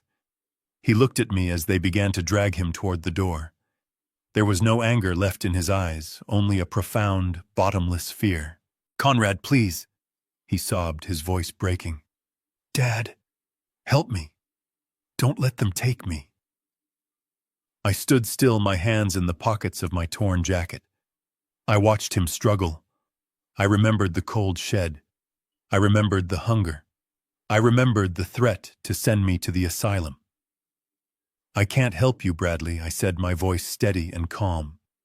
"You dug this grave with your own hands. Now you have to lie in it." The agents marched him out past the stunned board members, past the terrified staff, and out into the hallway. The heavy doors swung shut behind them, cutting off his sobbing. The room fell silent again, but this time the air felt lighter. The poison had been drawn out. The infection was gone. I looked at the empty chair at the head of the table. It was finally over. The silence left in the wake of the FBI raid was heavy and suffocating. The investors stared at the empty floor where Bradley had been dragged away, but I wasn't looking at them. I was looking at the woman sitting at the side of the table. My daughter, Madison. For a moment she just sat there, frozen, her face as pale as a sheet of paper. Then, as the reality of her position set in, the mask shifted. The arrogant executive vanished, and in her place appeared the terrified little girl I used to tuck in at night. But I knew better now. I knew it was just another performance. She scrambled out of her chair, stumbling in her haste, and threw herself at my feet. She grabbed the hem of my dirty, torn jacket, her manicured fingers clutching the fabric like claws. Great, heaving sobs shook her body, tears ruining her perfect makeup. "Daddy, please," she wailed, looking up at me with wide, wet eyes. "You have to help me. You saw what they did to Bradley. You cannot let them take me too. I didn't know, Daddy. I swear I didn't know. He made me do it. Bradley forced me to sign those papers. He said he would hurt me if I didn't help him. I was a victim too." Her voice cracked with practiced emotion. She was begging for her life, trying to weaponize the fatherly love she had spat on just hours ago. She tried to bury her face against my leg, but I took a step back, breaking her grip. I looked down at her, not with anger, but with a cold, hollow clarity. I reached into the folder Whitman had given me and pulled out a single sheet of paper. It was a purchase order for a limited edition designer handbag costing $40,000, dated the same day as the first illegal shipment. "Stand up, Madison," I said, my voice flat and unyielding. She stopped crying instantly, sensing the change in my tone. She looked up, confusion warring with fear in her eyes. "You were not forced," I continued, letting the invoice flutter down to the floor next to her knees. "You were not a hostage. You were a partner. I saw the logs, Madison. I saw the bank transfers. Every time you signed a release for a shipment of contraband, a wire transfer went into your personal shopping account the very next day. You didn't sell your country out of fear. You sold it for handbags. You sold it for shoes. You sold it for a lifestyle you didn't earn." I looked at the FBI agent who was waiting patiently by the door. I didn't need to say a word. I just gave a single tired nod. Madison screamed as the agent stepped forward, pulling a pair of cuffs from his belt. It wasn't a scream of fear anymore. It was a scream of spoiled entitlement. "No, you cannot do this!" she shrieked as they pulled her up. "I am a Sullivan! "Daddy, stop them! Tell them who I am!" I turned my back on her as the steel clicked around her wrists. I walked toward the window, looking out at the city I had built. I heard them drag her away, her heels scraping against the floor, her pleas fading down the hallway. I had saved the company. I had saved my legacy. But as the elevator doors closed on my only child, I stood alone in the empty boardroom, feeling the terrible weight of a victory that felt exactly like a loss. The screams of my daughter had finally faded down the corridor, leaving the boardroom in a heavy, exhausted silence. The FBI agents were busy collecting the evidence, bagging the laptops and the stack of files on the table. They moved efficiently, treating the ruins of my family like just another crime scene. I stood by the window, looking out at the city skyline, feeling a strange hollowness in my chest. I had won, but the victory tasted like ash. Whitman walked over to me. He was packing his briefcase, his movements slow and deliberate. He looked tired. The adrenaline of the raid was wearing off, leaving two old men standing in the wreckage of a corporate empire. He came to stand beside me, looking out at the view. "It is done, Conrad," he said softly. "The United States attorney is not going to go easy on them." I spoke to the lead agent on the way out. "They are charging them under the RICO Act." I looked at him. I knew what that meant, but hearing it aloud made it real. The Racketeer Influenced and Corrupt Organizations Act. It was a hammer designed to crush the mob, not corporate executives.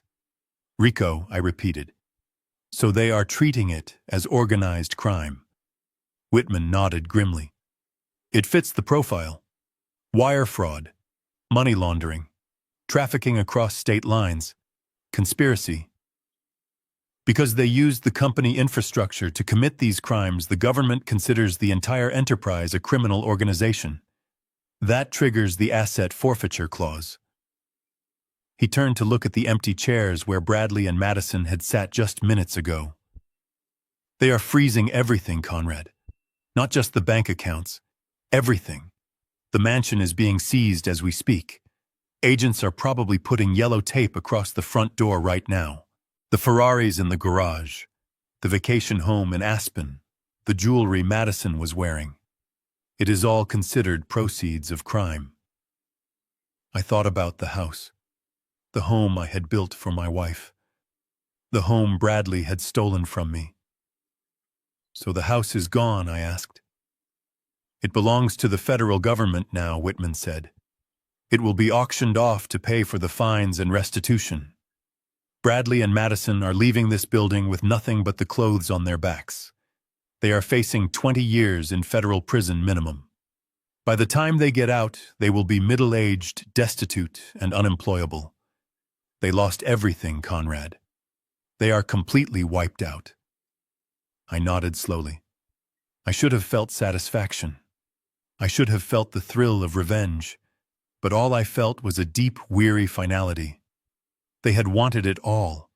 They had been so hungry for wealth, for status, for the shiny veneer of success, that they had hollowed themselves out to get it. And now the universe had balanced the ledger. "It is better this way," I said, turning away from the window.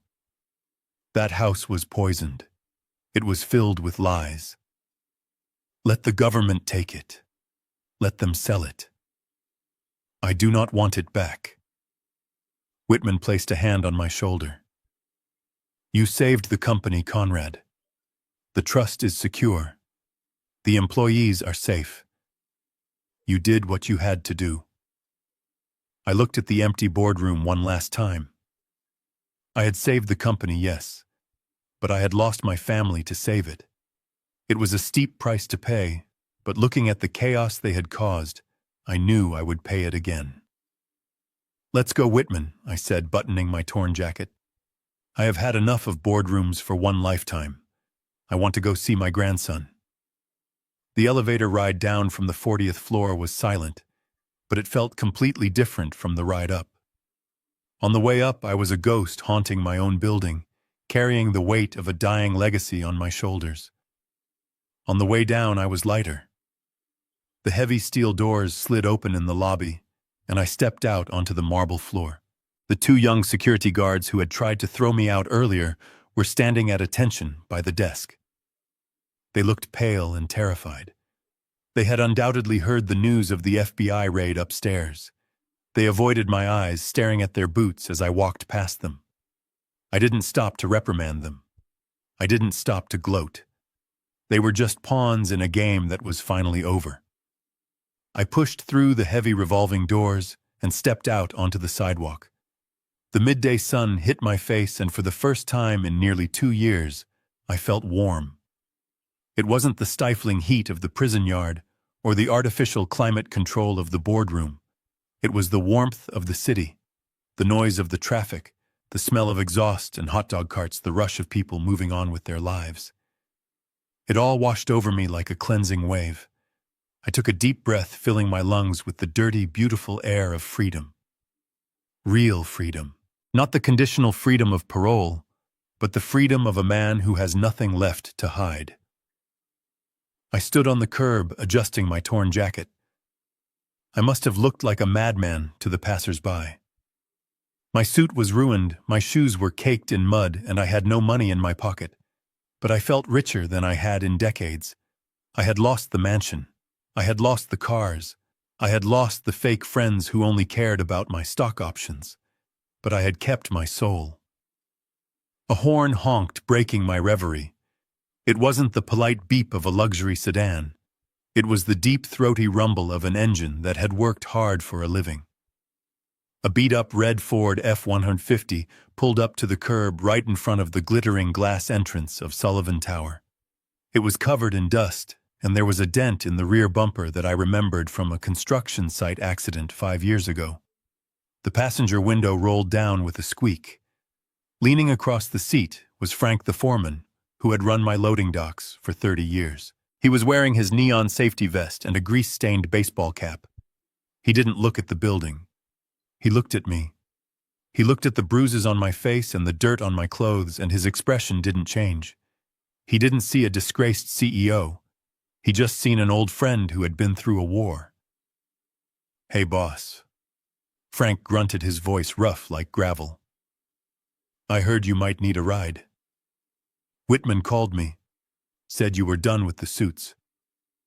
I smiled, and it was the first genuine smile I had felt on my face in a long time. "Hello, Frank," I said, opening the heavy door. "You are right. I am done with the suits." I climbed into the cab. The seat was worn vinyl, cracked from years of use. The floor was littered with empty coffee cups and invoices. The truck smelled of diesel, old tobacco, and hard work. It smelled like home. I slammed the door shut, sealing out the world of high finance and treachery. Frank put the truck in gear. "Where to?" he asked. "Just drive, Frank," I said, looking straight ahead. "Just drive." As we pulled away into the traffic, I didn't look back at the tower. I didn't look back at the empire I had built and saved. That was Leo's future now. I was just Conrad again. And for the first time in a long time, the road ahead was wide open. The iron gates of the cemetery were open when we arrived. It was late afternoon, and the sun was beginning to dip below the horizon, casting long, stretching shadows across the rows of granite stones. The noise of the city, the sirens, the shouting, and the chaos of the boardroom felt like they belonged to a different planet. Up here on the hill, there was only the sound of the wind moving through the old oak trees and the distant caw of a crow. I stepped out of Frank's truck. I was still wearing the same torn, dirty suit I had broken out of prison in. I must have looked like a ghost wandering among the graves, but I didn't care. I had one last meeting to attend, one last report to file. I walked up the familiar path, my shoes crunching softly on the gravel. I knew this path by heart. I had walked it every Sunday for 10 years until the state locked me away. I stopped at a small plot under the shade of a willow tree. The grass had grown a little long, and there were weeds choking the base of the headstone. Madison hadn't visited. Of course she hadn't. She had been too busy spending the inheritance on handbags to tend to her mother's grave. I knelt down, ignoring the protest of my stiff knees. I reached out and pulled the weeds, clearing the earth with my bare hands, until the name was visible again. Evelyn Sullivan, beloved wife and mother. I had picked a small bunch of wildflowers from the side of the road on the way up. They weren't the expensive roses she used to love, but they were real. I placed them gently against the cold stone. "I am back, Evie." I whispered the words, catching in my throat. "I am sorry I was gone so long." I got held up. I ran my hand over the rough granite, tracing the letters of her name. I thought about the little girl we had raised. I thought about the woman I had just sent to federal prison. The weight of that decision settled on me heavier than any stone. I had saved the company, but I had failed to save our daughter from herself. "I did what I had to do," I said to the silence. "I stopped them, Evie. They were going to sell it all. They were going to turn your memory into a smuggling operation. I couldn't let them do that." I took a deep breath, letting the cool air fill my lungs. "I cleaned the house, my love," I said softly. "It is all done. The rot is gone. The company belongs to Leo now. He is safe. I made sure of it." I stayed there for a long time, just sitting in the grass, as the sun went down. I told her about the prison. I told her about the shed. I told her about the look on Bradley's face when the FBI walked in. And as I spoke, I felt the anger finally leaving my body, seeping into the ground, to be buried with her. I wasn't the chairman anymore. I wasn't the inmate. I was just Conrad. Eventually, the air grew too cold. I stood up and brushed the dirt from my knees. I touched the top of the stone one last time, a silent promise that I wouldn't leave her alone again. "Goodbye, my love," I said. I turned and walked back to the truck. Frank was waiting, the engine idling with a steady, comforting rhythm. I climbed into the passenger seat. "You good boss?" Frank asked, looking at me with concern. I looked out the window as we pulled away. The city skyline rose in the distance, a glittering monument of steel and glass. It was a world of sharks and wolves, a world I had conquered and then discarded. I didn't want it anymore. "I am good, Frank," I said, leaning my head back against the seat. "Take me to the lake. The bass are biting and I have a lot of fishing to catch up on." We drove away, leaving the city and the tower behind us. The road ahead was empty and quiet. For the first time in my life, I wasn't checking the time. I wasn't checking the stock market. I was just a man going fishing. And that was enough. Here is the moral of the story and the call to action written in English. The story of Conrad Sullivan is a powerful reminder that true legacy is not built on wealth, but on character. Greed may provide a temporary shortcut to the top, but it builds a foundation on sand. Bradley and Madison believed that power came from titles and money leading them to underestimate the quiet, resilient strength of a man armed with the truth. Ultimately, we learn that you can strip a man of his fortune and his freedom, but you cannot take his dignity. Justice may be slow, but as Conrad showed, it is always worth the wait. If you enjoyed this saga of justice and redemption, please hit the like button and subscribe to our channel for more gripping stories.